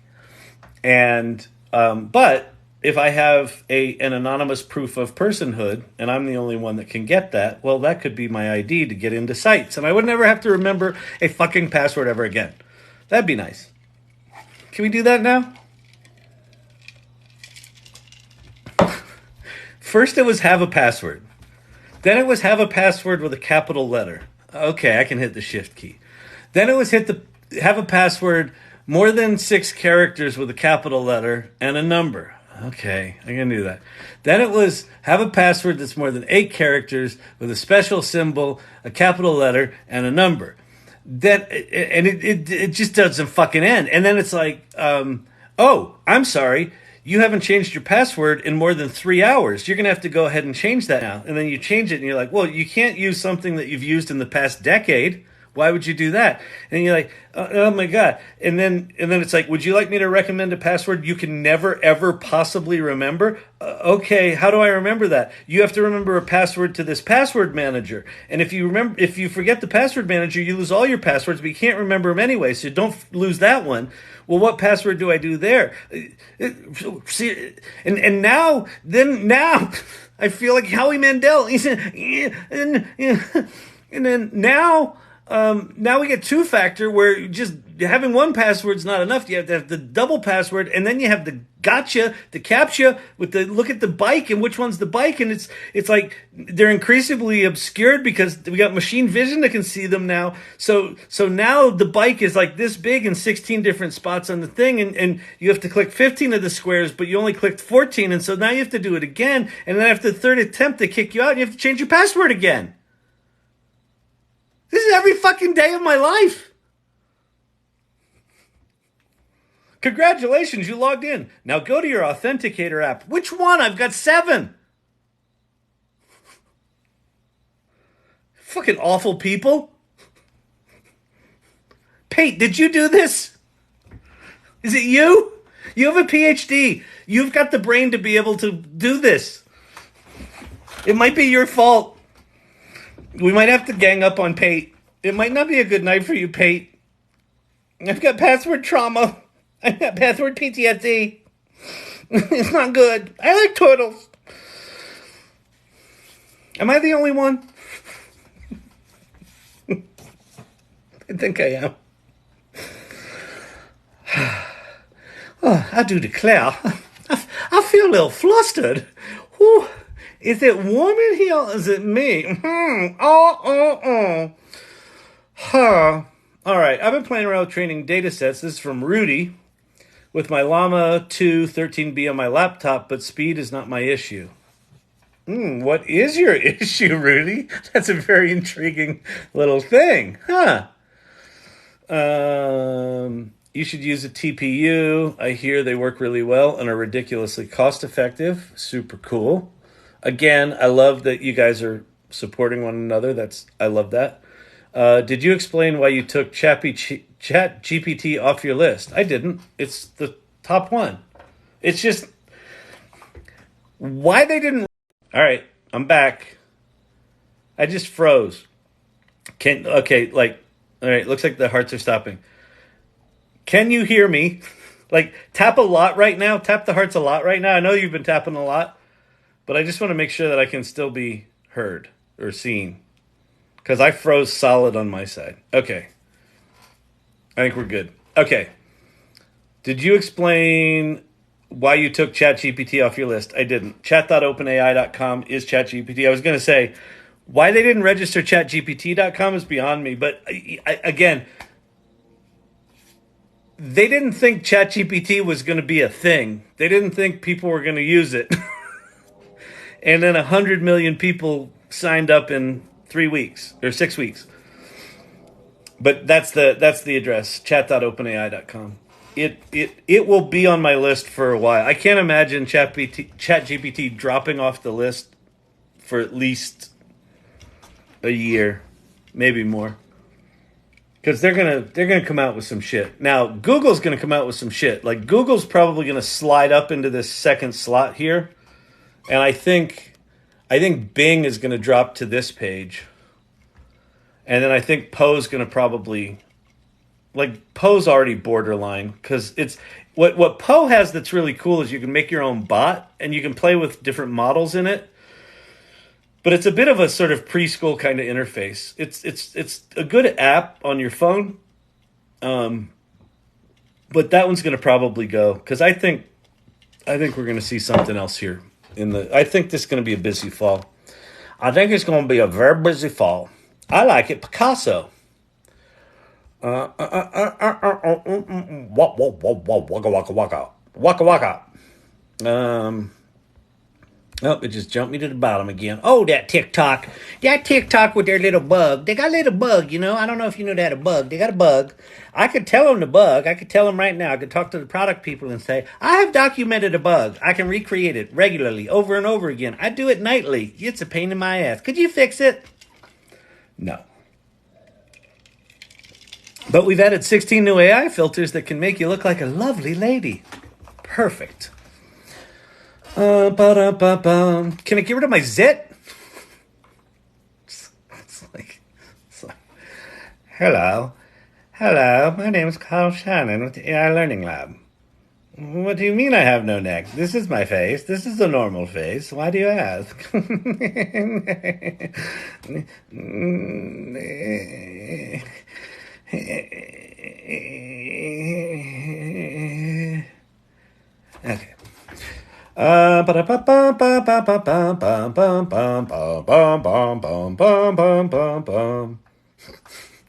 I really should have gotten that music composition degree, shouldn't I? Because this is bad. It's like my grandfather, when he got nervous, he used to whistle all the time, and he was completely aware of it. And it would just be like what I just did, but it would be just songs that no one had heard of, and his little cheeks would pop out.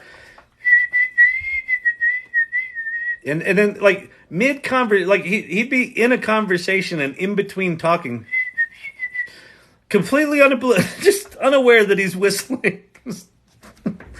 Oh, my God, we used to make fun of him. It was fun. As my son said, Dad, you're funny, but you're mean. It's true. It's true. It's true. I tell you, I don't know what to tell you, son. My son's one of those guys that he reads manuals. It's like, it's disappointing. It's sad. It's sad. I'm like, it's a hammer. You don't need to read the manual. It does one thing. It's got two ends and a handle. You don't need to read it. Yeah, but Dad, you can open a beer can with it. Okay. You don't need to read the manual. They used to get Lego sets and actually build the thing that was in the instructions. Like, I have never had that experience in my life. I have ADD. I would get to like page 4 and just be like, fuck it. Throw the manual away. Just fucking build a dragon. No set of mine ever had complete pieces in it from day one. Wow, that was a fantastic hat. And we're all there, we're on the safari. Welcome here to Galapagos Island. Welcome to Galapagos Island. Tonight we're going to be riding turtles for fun. So, eat up. Who wants another cigar? I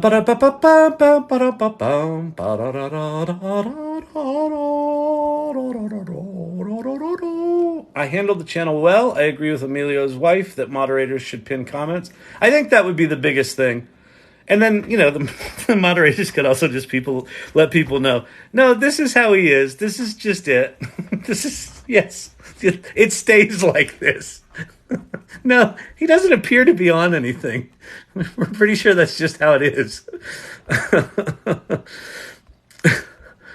Oh, good Lord, good Lord, good Lord, good Lord, good Lord. All right. Not a lot of people with my name out there. You can probably find it. Yeah, it's a cool name, Pate.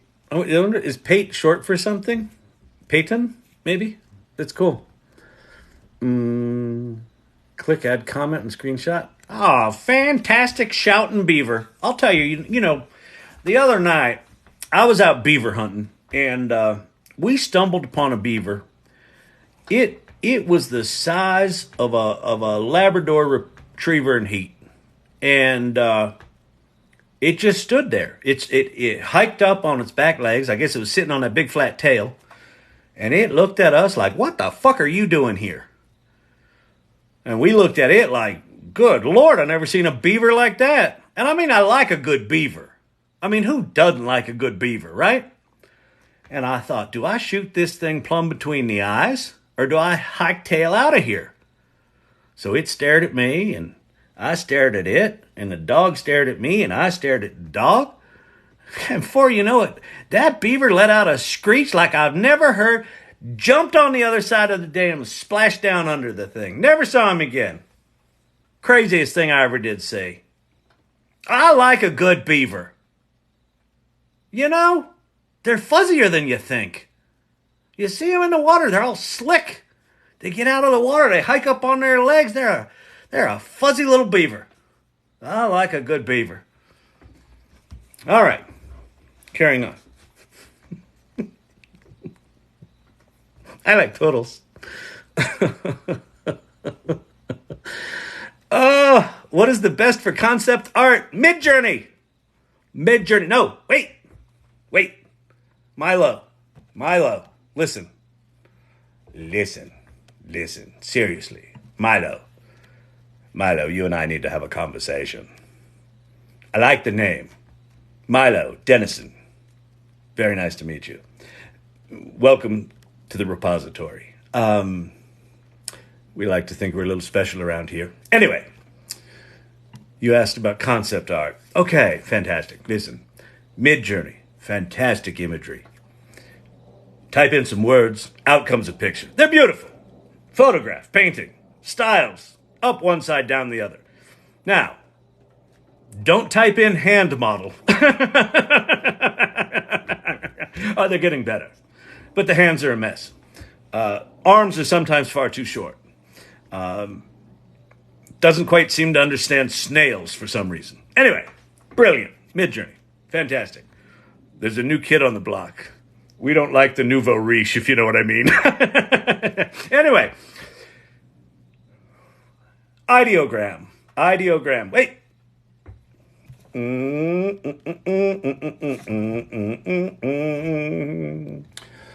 There we go. Yes. Milo Dennison. I met Milo Dennison at the club in 19 of 23. 19 of 22. 19 of 22. Fantastic lad. A shame about the bicycle accident. Anyway, Ideogram is not nearly as good as Midjourney, but it can do text. And none of these things have been able to do text. So that image, and that image, and that image, and that image, we're all done with Ideogram. So if you're doing concept art and you need wordy words in it and you want them integrated into the image, like say that one with all the fancy shit down here, you're like, well, I could Photoshop that because I'm pretty good at Photoshop. Well, yeah, but if you just wanted to type in lobby with a big giant ass AI Learning Lab sign on it and it made that 30 seconds later, why not do that? So Ideogram.ai if you need text, and Midjourney if you want goodness. And then these other two are based on Stable Diffusion. If you're super geeky and want to geek out, go Automatic 1111. But basically the top two. All right. Fantastic, Milo. Thank you for playing along. Welcome. Well, I'm not special. Well, Milo Dennison. Well, isn't he just terrific? Oh, Milo. Where did he get that name? Where did he get that? Maybe in the depths of hell? Could it be Satan? Satan gave you that name? Fantastic, Milo. All right, carry on. Go make your concept art. Let us know how you do. Share it. My Raspberry Pi actuator is being used by Tinder. I really want to know what's going on there. That's fantastic. Do not scroll out of life. Kyle, where the prompts at? Which prompts? Crypto Joe? Which prompts? You mean prompts.chat? What are you talking about? I don't know what you're talking about, Crypto Joe. I do not know. Dr. J, what's yours? Wait, you're not Rosie. Oh, that was a lovely troll. I like it. What's up, talk? Wait, you're not Rosie. I think my favorite of those was, I was scrolling through TikTok and thought I saw Alec Baldwin, but fat. and stopped, entered my live, and took the time to share that. That was a solid troll, because you're like, oh, Alec Baldwin, but fat. Huh? It feels good, warm and fuzzy, like, oh, I gotta go. Oh, right, no. Yep, no, yep, that was the correct answer. All right, we have to train AI to be nice. Please is a good thing. Well, like at some point the AI is going to start keeping track of us, right? When it has memory. And it's like if you're a belligerent asshole to AI, it's just going to get worse and worse. So it's going to be in our best interest to be nice to the robots.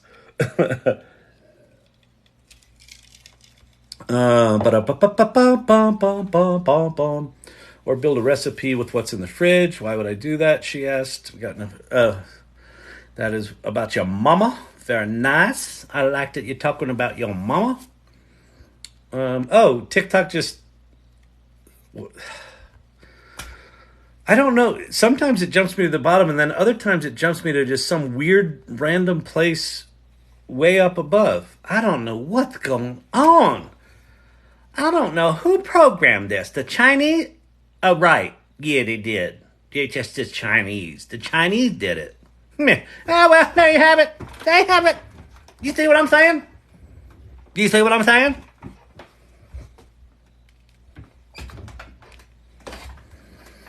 All right, let me see if I can find where I was in my questions. The bear. He was here earlier. Did you see my screenshot workaround? Hi there. Write a funny poem about handling comments in live. Exactly. It'd be good at that. And also, just for posterity, I worked in AWS, Alexa AI, and now Google TPU. Oh, wow. AWS made me hate permissions. AWS permissions, dude. Holy shit. What did I just do on AWS the other day? Well, I mean, there's some staggering things about AWS, like you can't search it. Like, and they're like, well, no, it's just a bucket. You have to write your own application layer. But like, I'm trying to retrieve a fucking file. Well, if you didn't write the application layer that could retrieve files, that's on you. I'm like, fuck. It's got, 8 trillion functions, and not one of them is retrieve. It's like, fuck. Yeah, AWS is special, but, powerful and all. Anyone, by the way, the fact that Pate worked at AWS, Alexa AI, and now Google TPU, he earned that PhD. Anyone that's using Claire at Denver International, already doing that, I am. Wait, anyone that is using Claire at Denver International already doing that, I am. I don't know what that means, One Love. It's so much fun to click on stoplights to prove we're human. That's good. That kind of proof of humanness may be good, but it freaks me out. Yeah, I know, Andrea. So what Andrea's talking about, or Drya, is I got my iris scanned at Sam Altman's, one of his orbs, the WorldCoin, World ID. I did it for a couple of reasons. I actually think a system like that, it might not be that one, but a system like that is going to be a very important thing. So I wanted to be in on it early. I also think, I don't know that I trust Sam Altman, but I think at a minimum, Sam Altman is very thoughtful and aware of the dangers of what he's creating. It ain't slowing him down. He's still creating the shit. But in one of the interviews with Sam Altman, he said, the fuck did he say? He goes, oh, there's some things we will never release. I'm sure Pate's got some of those at Google. I'm sure there's some shit they will never release, right? So I feel like Sam is at least conscious of the risks and pitfalls of the shit he's creating.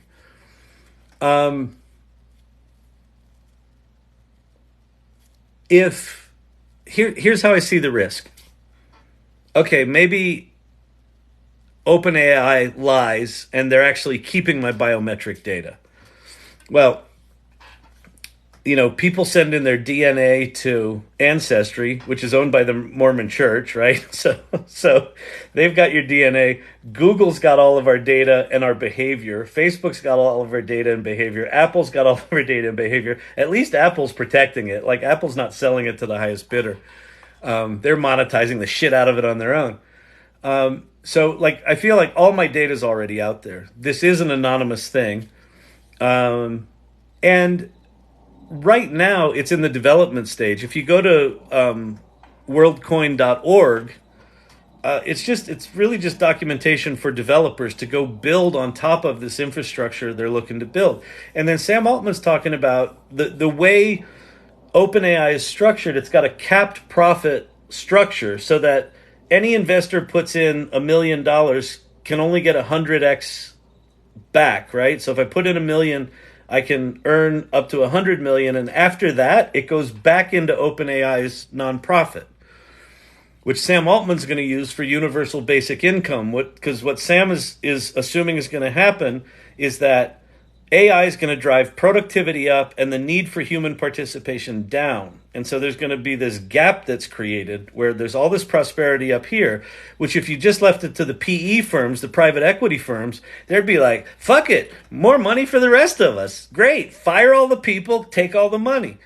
What Sam's trying to do is say, I'm going to take, above a certain reasonable profit, 100x, and I'm going to dump that back to the people. And so I think it's an interesting experiment, and so I just want to be a part of it. I want to see, does anyone actually develop on this platform, and does he actually keep his word? And if he does, I want to be there and see it and experience it. And it was painless, right? It was you log into an app and you get it set up, you get your account set up, and once that's set up, you hold your QR code up to the thing.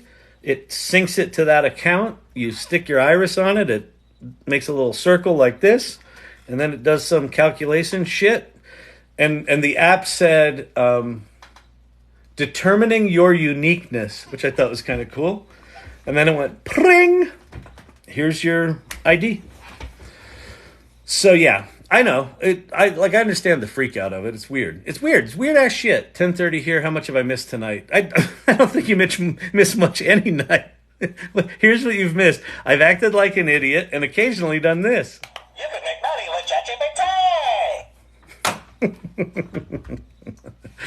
I hope ChatGPT isn't another Netscape groundbreaking beginning, but eventually disappeared. It might be, Marie. I mean, there's 7. I've got 7 on this list, and I'm just some dude. Those are the ones I think are worth putting your time into right now.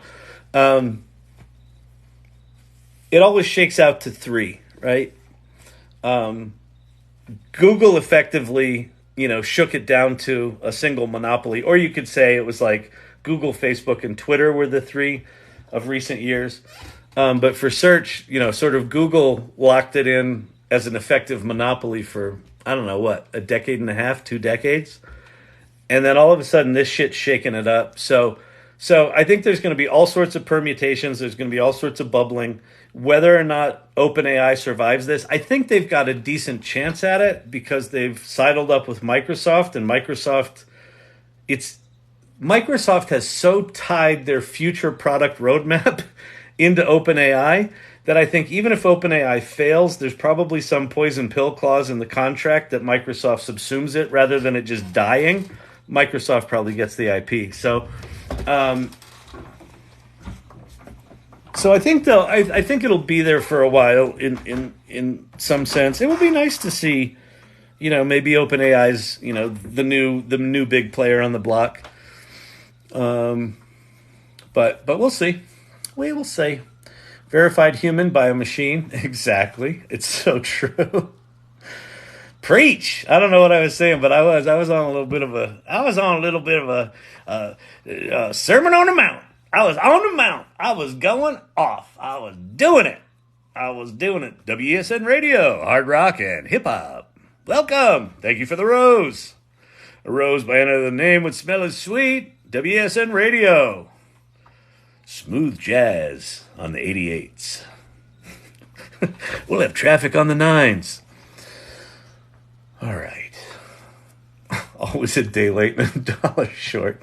Passwords only keep me out of my accounts, but not the scammers. Exactly, Emilio's wife. And please don't think I'm an authority on anything. Still relatively new to machine learning compared to others. Yeah, I know. Isn't it wild? It's like I know a lot of people that have been in machine learning for some time, and they're like, but this generative AI shit, it's just different. It's just a fucking different thing. It's I don't know, fucking crazy, man. It's just crazy. What time is it? When do I gotta go? What do I got tomorrow? I think I got an 8 o'clock meeting. I can't be staying up too late. You people keep me up too late. You keep me up too late. It's not fair. 59,000 likes. That's very impressive. But 59,000? You going to get to 60? What are you doing? Why are you not tapping? Is my internet gone poo-poo? Oh, there's a little hearty heart. Oh, they got tired. You know what it is? They're older. The tappers are older. So they're good for about an hour. And then their wrist gets sore because they've been mousing for decades. They're good at the mousing, but they've been doing it for decades. And so they got the carpal tunnel. And so when they're tapping on the screen, they're happy for a while. And then I think 2 things happen. One is I think the wrist, freezes up. It gets a little numb. And then other ones, I think they just take a nap. I think they get a little sleepy and then So, but they're irregulars. What do you want from them? They're not normal. They're irregular. Okay? We love them. They're us. They're all of us. Okay? No hate on the irregulars. All right, you're up to 60,000. My shaming worked. Shaming strategy always comes through. Shame is my love language. All right, now we have 2 passwords written down and Post-it notes. Exactly. Exactly. I got all my first factor passwords to the left and all my second factor passwords to the right. Oh my God, it's so true.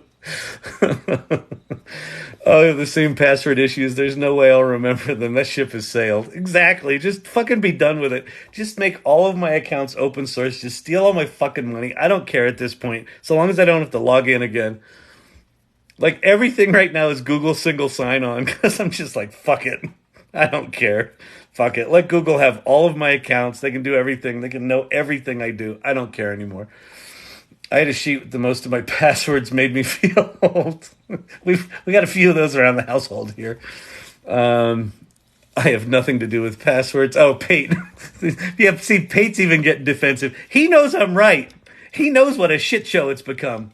Although I did give Google a compliment, Kyle, my Kyle turtle. Oh, that's awesome. Wait, I guess the first turtle reference of the evening. I mean, I said it before, but the first one coming from the irregulars deserves.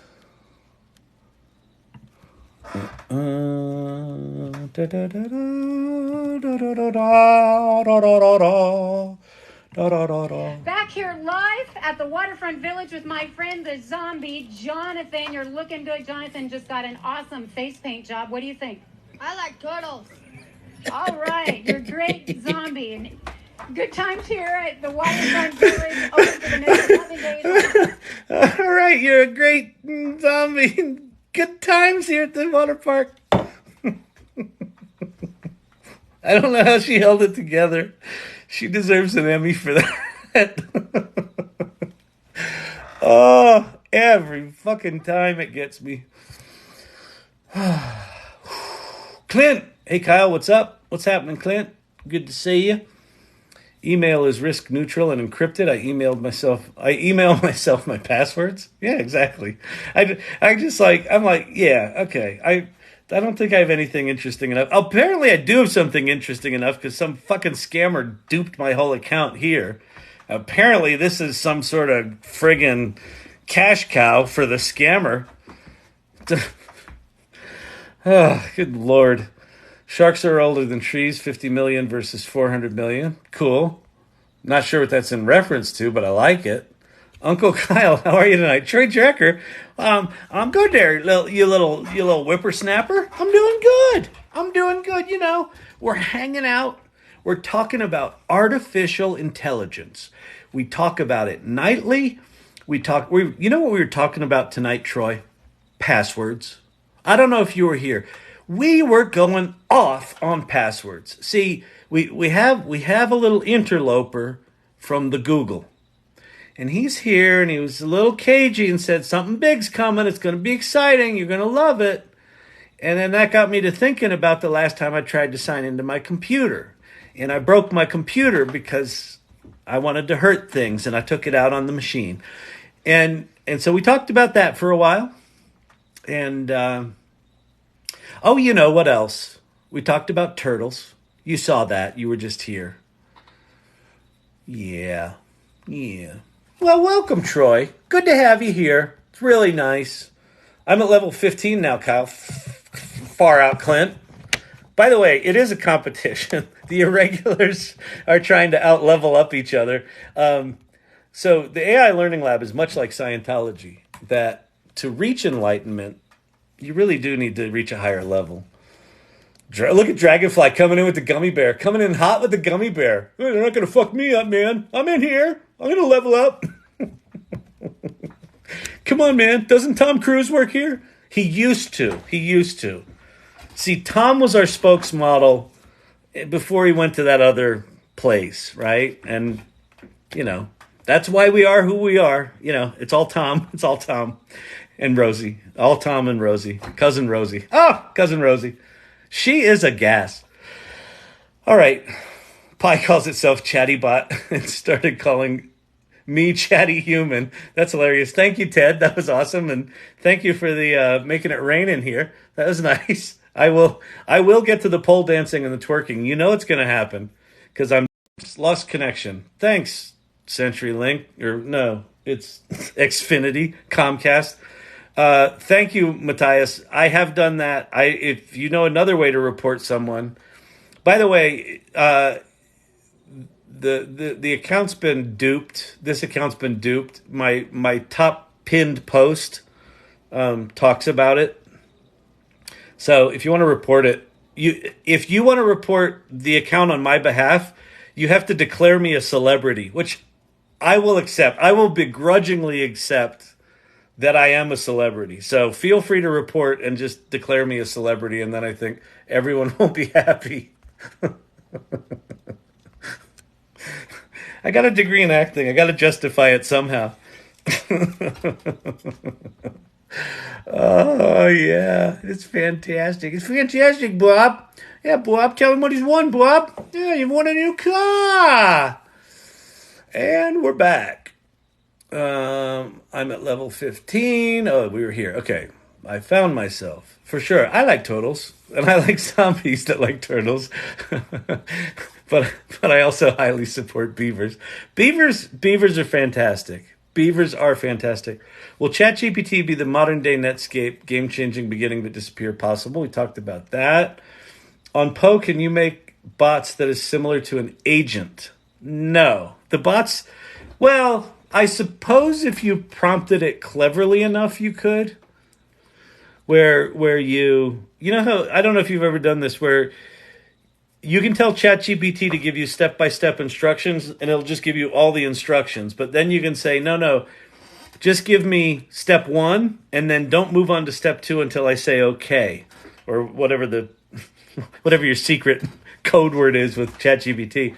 You might be able to do something with Poe like that, where it's sort of an interrogating bot, but it doesn't have any sort of autonomous anything. I would say use Zapier for that. If you want to do something where you're doing a more sophisticated chain of events and you don't want to do programming, Zapier with its interfaces beta, where you can create your own chatbot, and that you could probably have a string of tools and logic and stuff like that. So there are 2 cows in here. Are you related?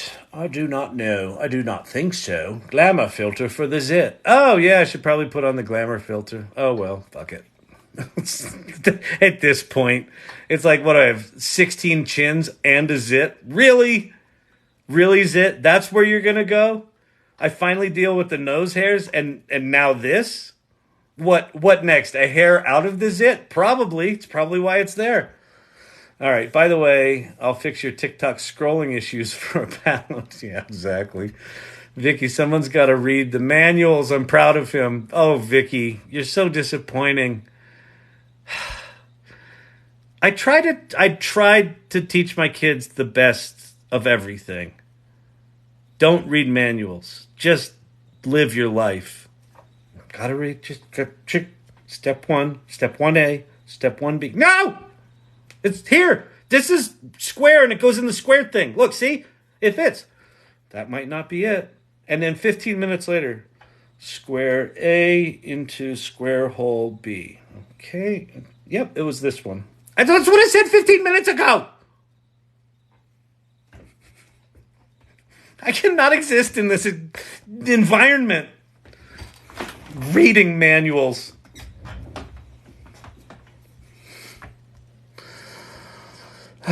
I'm a manual reader from way back. Oh, Silver Fox, slow your roll, cowboy. You all with your it must be nice to have executive function. Block of Swiss cheese from like here forward. In me, not you guys. You have functional frontal lobes. Me? No.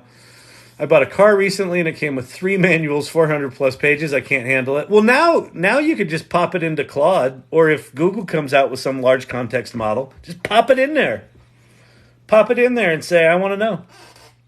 Actually, now that I think about that, when we start to have large language models local on our phones, or even cloud-based, I suppose, and we can save things, you could take a PDF of a car manual, pop it into your little thing there, turn it into a standalone little application, and have like your car GPT. And you could not only take the official manual, but you could take like all the, the hack things. Like if you're gonna chip mod your car, you could take the manual for that. And so you could have the chip mod stuff in there plus the real stuff. How do I reset the door passcode? Here you go. That'd be pretty cool. To report, okay, we did that one. Frumple, I didn't get the illusion, sorry. Doesn't appear to be on anything or forgot to take his medication, not sure which. Oh, Emilio's wife, you're a card. Monty with an E is better. Snapping Beaver. Snapping Beaver. You gotta be careful of them snapping beavers. Who doesn't like a good beaver? It's getting spicy in here. I don't know what you're talking about. I was talking about a nature experience I had out in the field with my lovely doggy. You saucy minxes. Every one of you. Winona got a big brown beaver. She did. She got it mounted, too. And not the neurospicy kind. Oh, I brought the wrong charging cords. Bat's counting down. Oh, that sucks. I may disappear. If I do, it's been fun. See you, Thelonious. 6%. No, saying ain't so. So happy I captured the beaver character. Oh, that's fantastic, Share Bear. That's awesome. He was pretty good. I stuck with it. I was gonna bail on the beaver bit, but I thought if you're gonna do a beaver bit, you can't half commit to it. Because if you half commit to it, it makes everyone feel awkward. You just got to go in fucking full. So I'm glad you got that. Thank you. That's awesome. I think that's probably going to be held against me in a court of law, but I do appreciate it.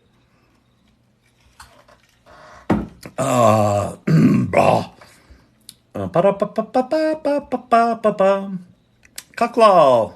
Peace. How you doing? One of the many irregulars here tonight. By the way, we're at 67,000 of those tappy taps. How many logging into AI Salon tomorrow? I am.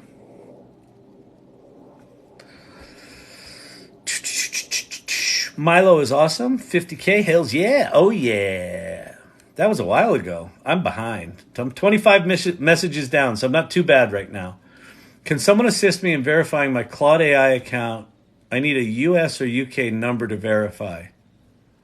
What? No, I would use a VPN. I would not share a phone number with someone you don't know. That don't sound good to me. That do not sound good to me. That sounds like what the scammers would be telling people. I don't like it. I do not like it. Everybody has to be on camera on Salon AI. You don't have to be, but most of us are because it's about the community. Like the AI Salon, honestly, is about the people. It's not about the technology. So like we have values like generosity and empathy and curiosity and exploration because we're all fucking trying to figure it out. And no one's an expert right now. No one. Zero experts. Anyone that tells what the fuck is going on with this generative AI stuff is lying to you. Or you can make money with ChatGPT. They're one of these douchebags. You know how they're making money, right? It's not on ChatGPT. It's off of you thinking someone knows more than you do about ChatGPT. They don't. No one does. All right, we're almost a year in. We're getting close to some people maybe know a little bit, but in general not, because the things are changing too fast. In fact, Pate that's here tonight, said that there's some shit coming from ye old Google. These things are all changing so fast that even if you know what you're doing today, you're not going to know what you're doing even a month from now, 2 months from now. Just shit's moving too fast. So you can't rest on your laurels, and you also can't get too married to the whatever brilliant genius thing you created, because it's just going to be irrelevant in a month or two. And that's okay. Like the value right now is in being in the game. learning, being curious, understanding that these things are not what we've had before, that they're profoundly powerful, that we are lucky to be able to play with them. Like fucking lucky. Like think about it. Like when I was a kid, Star Trek, what I knew in my soul was that the shit in Star Trek wasn't possible. It's almost all possible, with the exception of the teleporter, right? Almost everything else. Language translators, the sim room that, that just fucking makes the places. Sim people, sim bots. Crazy communication, crazy tricorder things that read your fucking heart rate and we're living in a post-sci-fi world. And this is like the final thing, because all the shit that hasn't been invented yet, these things are going to start accelerating innovation like they did with AlphaFold, where they fucking just invent 400,000 protein predictions over a couple of days, and they're accurate to like some stupid fucking degree. So they're going to start doing that for all of the undiscovered shit, one after the other, after the other, after the other. That's why I think we're in for a great renaissance, where it's going to be science, it's going to be creativity, it's going to be literature, it's going to be fucking all of it. It's just going to explode like we've never seen before. I mean, holy shit, are we lucky? We get to be at the beginning of that. We are going to be people who get to say, I remember what the world was like before this shit showed up. Just like, Gen Xers can say, I remember what the world was like before the internet. We get another opportunity to live that delta. The time before and the time after. November 30th, 2022. That's where the flag went in the ground. Everyone adopted it. Google lost their shit. Microsoft gloated. Meta said, we're never going to say the word metaverse ever again. It's all about AI now. Everything fucking changed on that day. And because of that, because it took off so much, this shit ain't going away. Meta's like, fuck it, we'll open source our shit because we need to stay relevant. Google's like, well, we invented this shit. Oh, I guess we're behind. Now they're catching up. Apple's like, yeah, we spent 24 billion of our research dollars on generative AI. We're going to be good. We'll be good. You'll see. Would any of those things happen? No. But Sam Altman and his merry band of GPTers, released something that captured the world's imagination, and we're never going back. Not going back. Never, never, never, never, never, never, never, never, never. Discover in your eyes with clear at the airport. All around, so skip the line. Oh, disc in your eyes. Yeah. Yeah. I haven't done the clear thing. I don't know why. What's up? How you been? Hey, Chris Walker. Been good. Love my Google number. Had it forever. Very cool. I'm in South Africa. I was originally able to create an account through a VPN and a mock local location app. There you go. They don't have my DNA. What's Bill Burr has that thing he said, why would you send your what did he say? Why would you send your DNA to the internet? about Bill Burr is fucking hilarious. Oh, hilarious. It's almost 10 p.m., Kyle. I know it's 10:14 now. All right. I gotta roll this. Any talks on Gemini? Well, Pate's in here from Google. He said he can't tell us anything, but I heard a rumor that Gemini was going to launch in the fall, so possibly. And also, I kind of lost the urge to keep playing. How do you keep it going? I go through waves. I mean, listen, when I started out, I started like 5 ventures within a 3-week period. This was one of them. I started an art project, the AI salon, a newsletter, and all the shit I'm doing with my company. I did all of those in like a 3-week period back in December. And like I let the newsletter sort of drift off to the side. My partner got a big, powerful job, and he didn't have time for it. So that just kind of, it's kind of mothballed right now. I don't know. Like, so for me, the reason I keep sticking with this stuff is just having been through this with the World Wide Web. What I know is that you don't get to do this a second time. Like, we're at a singular point in history. Like there is the time before ChatGPT came out and the time after. And the first 3 years of this, the formative years of this, are really important. And they're really exciting.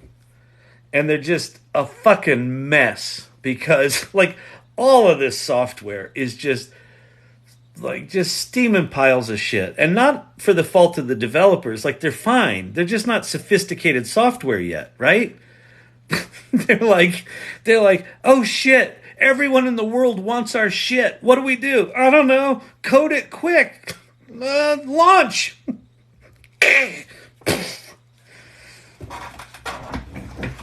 And so they're like beautifully imperfect right now because they're just so raw. And like we get to like type in them and break them and jailbreak them and figure out the Dan jailbreak and I don't know. It's just like a beautiful time. So while I get exhausted too, like the distance between being able to prototype something. Oh, thank you for that, Share Bear. The distance between being able to prototype something and actually deliver it to a client is fucking massive. Like you can get to a prototype really quick and you're like, this AI shit's the best. And then you actually try to build something for a client and you're like, this shit doesn't work. Fuck. What do I tell the client? You know, and you keep hammering and keep hammering and keep hammering.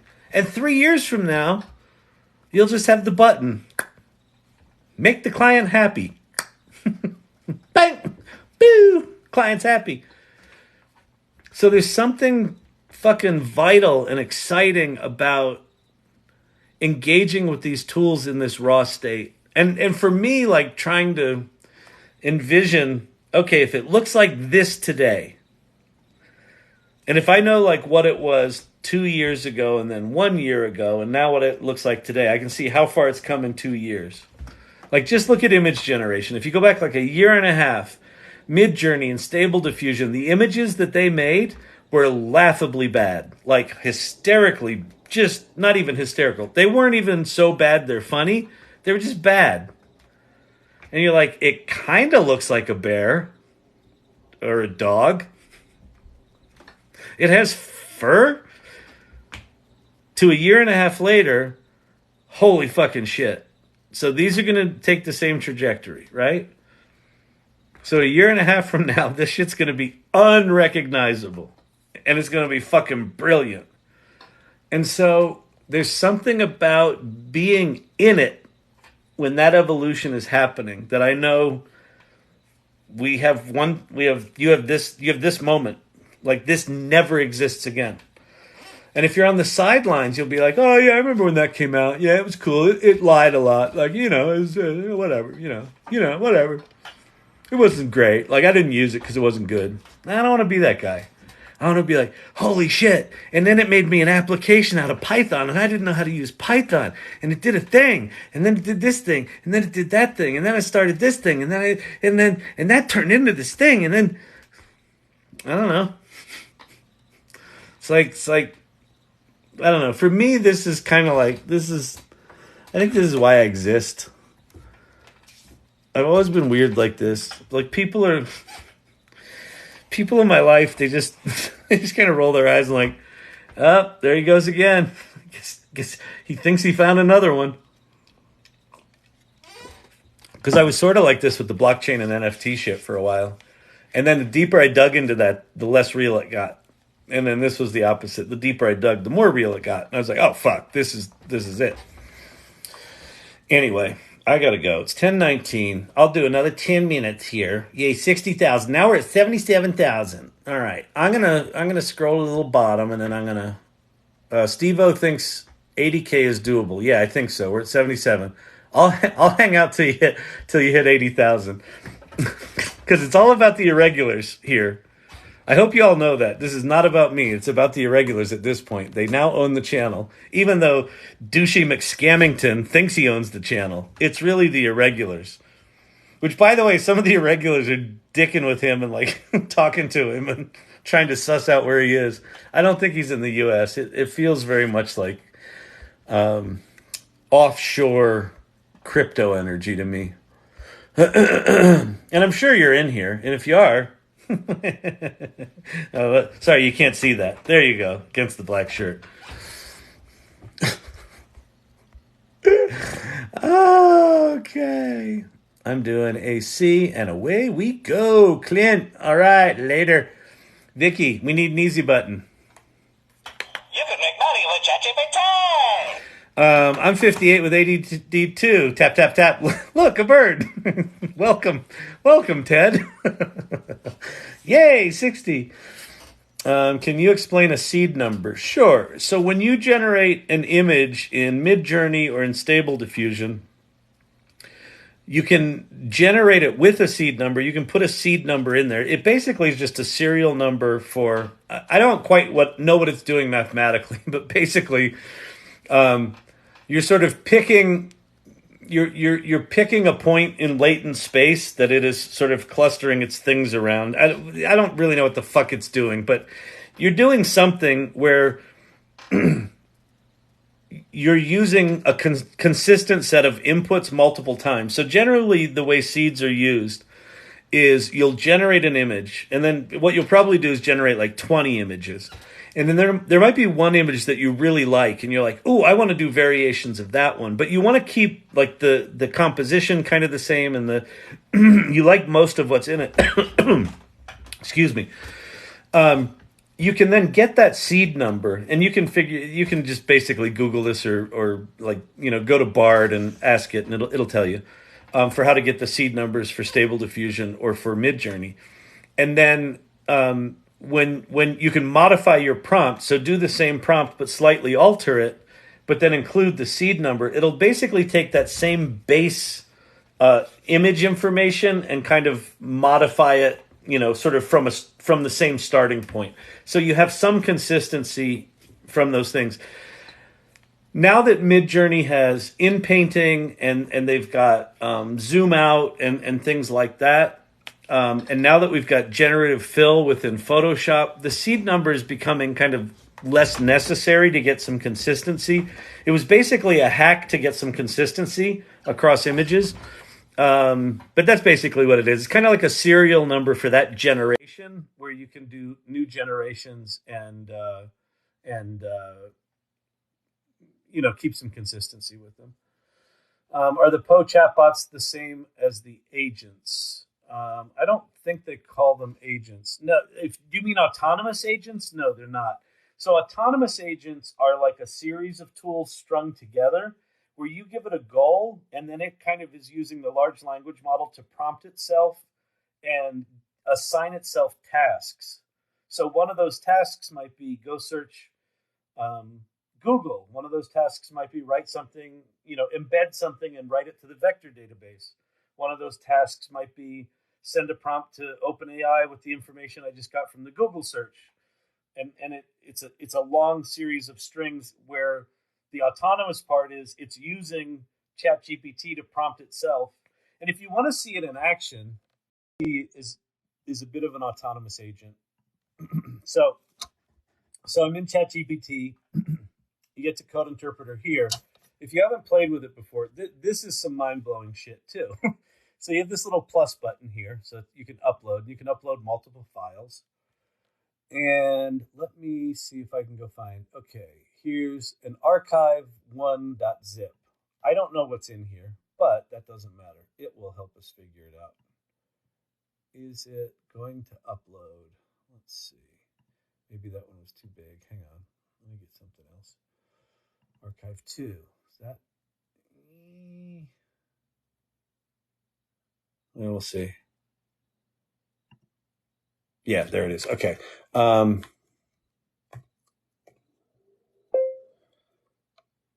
Please unzip this and tell me what the contents are. And if it's a CSV, let me know what the data is and what might be interesting about it.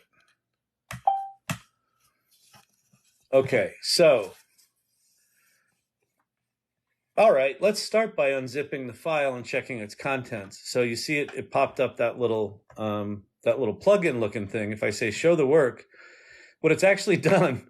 So what Code Interpreter's doing is when you launch a Code Interpreter chat, it's spinning up a virtual machine on the back end that has a bunch of Python libraries in it, or access to a bunch of Python libraries. And then when you ask it something, it starts writing and executing its own Python code, and it starts analyzing data. So the first thing it does is it pulls in a library to unzip the file. Talking to itself, self-executing code. So it says, given the vastness of the data and the numerous CSV files available, please let me know if you have specific questions or if there are particular aspects of the data you'd like me to dive deeper into. 270 unique countries. Do you have US data?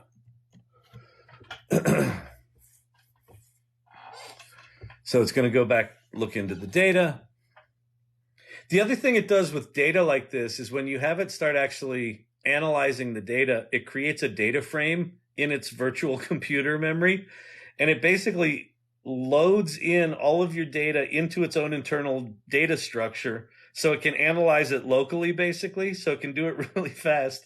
And then you can have it output other CSV files. So you could say, let's say you had 10 CSV files that all had disparate data and it wasn't clean data. It'll pull all that in, and then you could say, make me a consolidated, data set in a CSV file or in an Excel file with multiple worksheets, and it just will build it for you.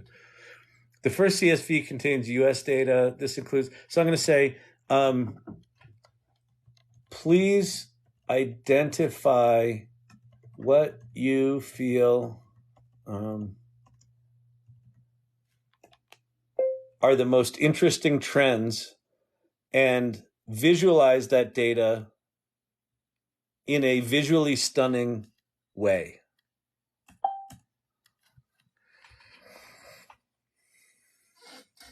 To identify interesting data, here's the steps I'm going to give myself. So this again is that idea of an autonomous agent. I said I want it to give me interesting trends. So it said, I'm going to give myself these tasks. I'm going to do some data cleaning. I'm going to do some metric selections, and then I'm going to do the visualization. So for you manual readers on the call tonight that read manuals, this is doing its own project management, right? This is doing its own list making. Let's start with the data cleaning. So it did that. Let's proceed to this let's see. Calculate the variation in each series over the years. Repeaters in grade 1 of primary education, both sexes. So based on the variation across the years, the top series with the highest variations are repeaters of grade 1, both sexes, male, female, gross enrollment ratio. To visualize these trends, we'll need line plots for each of these series showing the changes over the years. These will provide visually appealing representation of the data. And so now it's going to, so it wrote code to visualize the data. So like this shit it failed to just blow my fucking mind every fucking time. Like, I don't know what I'm doing with data visualization at all, obviously. But I don't have to now, right? Like if I knew even a little bit about what this data set was, if I was running my business and I had a data set of customer behavior or customer support or whatever it might be, I can now just upload it to this thing. I don't need a data analyst anymore. Like, unless you're a relatively large company, you can't afford them anyway. But what you do end up hiring is consultants and, brainiacs that are data analysts. Well, you don't need to now, right? And I mean, what did this take me? 3 minutes? 4 minutes? And what did I do? I typed twice. The first thing was what's in here. Then I asked, is US data in there? And then I said, tell me what's interesting and visualize it. I wrote 3 things, maybe a total of 30 words. And it did all of this on its own. This ain't fucking Google. This ain't a search engine. Everything's different, but no one knows it yet. That's what's happening. That's what we're in the middle of. That's whoever asked, I forget who asked, like, how do I maintain the sort of inspiration to keep learning this shit? Because every time I do that, it just reminds me like, fuck. This is insanity. How lucky are we that we get to play with this? You can go play with that right now. You can go just do what I did. Where did I get that data? Do you know where to get data sets? Because I didn't. But you know what I did? I asked ChatGPT, where do you get data sets? Oh, Kaggle.com. I don't know. Have you ever heard of Kaggle? If you're a manual reader, I bet you have. But as a non-manual reader, I didn't know what Kaggle was. You can go get data sets. What are they? I don't like people put shit in there about the NFL and education and health and I don't know, toenail picking.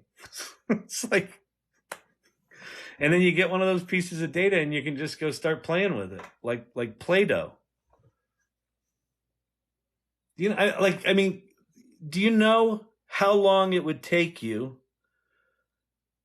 to understand basic statistics concepts and then learn enough? Okay, I found this on the web for basic Siri. data statistics concepts. Good God, really? Check it out. No. And then you'd have to learn enough Python and enough math and enough data structure. Oh, we can't do this because the data's not clean because people didn't input their address consistently across these 6 different fields. It doesn't care about any of that. It just fixes that shit. It's staggering. And like, this is one teeny little sliver of what's happening in generative AI. It's one teeny little tool inside this grand thing that is ChatGPT. Can we get Zapier to tap the screen for us? I bet you can. My pass at work has 16 characters with a bunch of other rules, of course. Totals. It's 10:34. I said I was leaving at 10:30. What have you people done to me? Amazon has auto tappers from $12.49 to $45.97. Listen, this channel is not worth a $50 auto screen tapper. You cannot buy $50 auto screen tappers. Listen, if you're going to drop $15 on an auto tapper, that's on you. Oh my God, that's hilarious. All right, I'm jumping to the bottom now. This time for sure. For real, for serious, man. I'm doing it. All right. Yeah, they're wimpy. Okay, let's see. All right. This changed my entire business. Yep. Google is going to tell us tomorrow. Cool. 90K. Oh, is tomorrow when their thing is? Still need someone to pay me to do all these amazing things with ChatGPT. Mama needs a new laptop. Seriously, Lunarstick, though, as you're learning about this stuff, start talking about it. Talk about it on Facebook. Talk about it on LinkedIn. Come to the salon. Talk about what you're learning. There is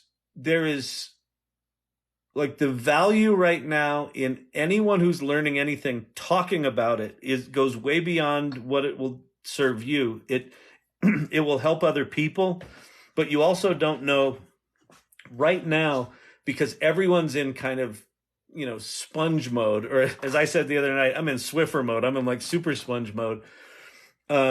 Everyone's trying to learn this stuff. So if you just put it out there that you're learning this, you're experimenting, you're playing, you wrote a country song, you did this, doesn't matter. Just start talking about it. Here's my opinion on this. I think that's exciting. I think that's not, doesn't matter. Your friends will think you're a fucking weirdo, but they already do. So fuck them. Right. And then the rest of the people would be like, oh, she knows what she's talking about. And at some point, one of them's going to go, can I talk to you and just ask you a few questions? And they might ask you really basic stuff. They might ask you stuff you don't know answers to. But it will serve you. So, anyway. All right, everybody. I'm going to do this. I'm going to take my little pimple under my chin. I'm going to take my 17th chin. I'm going to cover it up like this. Humiliated. I've got body positivity issues. Now I don't. It's been a pleasure. Love hanging out with you guys. Happy Monday night. Thank you for hanging out. I should really hang out a bit longer. You got 93,000 likes. Should I do it? Nah, I'm going to go. I got to go. I got to do this. Wait, you need a life. I need a life. Congratulations. You almost got to 100K. Emilio's wife. Good night. Tobias, Lunar Stick, Nugs for Life. Zach Zero Pippins, it's been nice. You've been in here a bunch of times. Nice seeing you in here again. Brother 52, Winston, thank you. Vicky, good night. Karen, let's see who else we got. Frumple, Share Bear, Night Irregulars, Kurt. All right, everyone. It's Romper Room. Good night, everybody. I appreciate your time.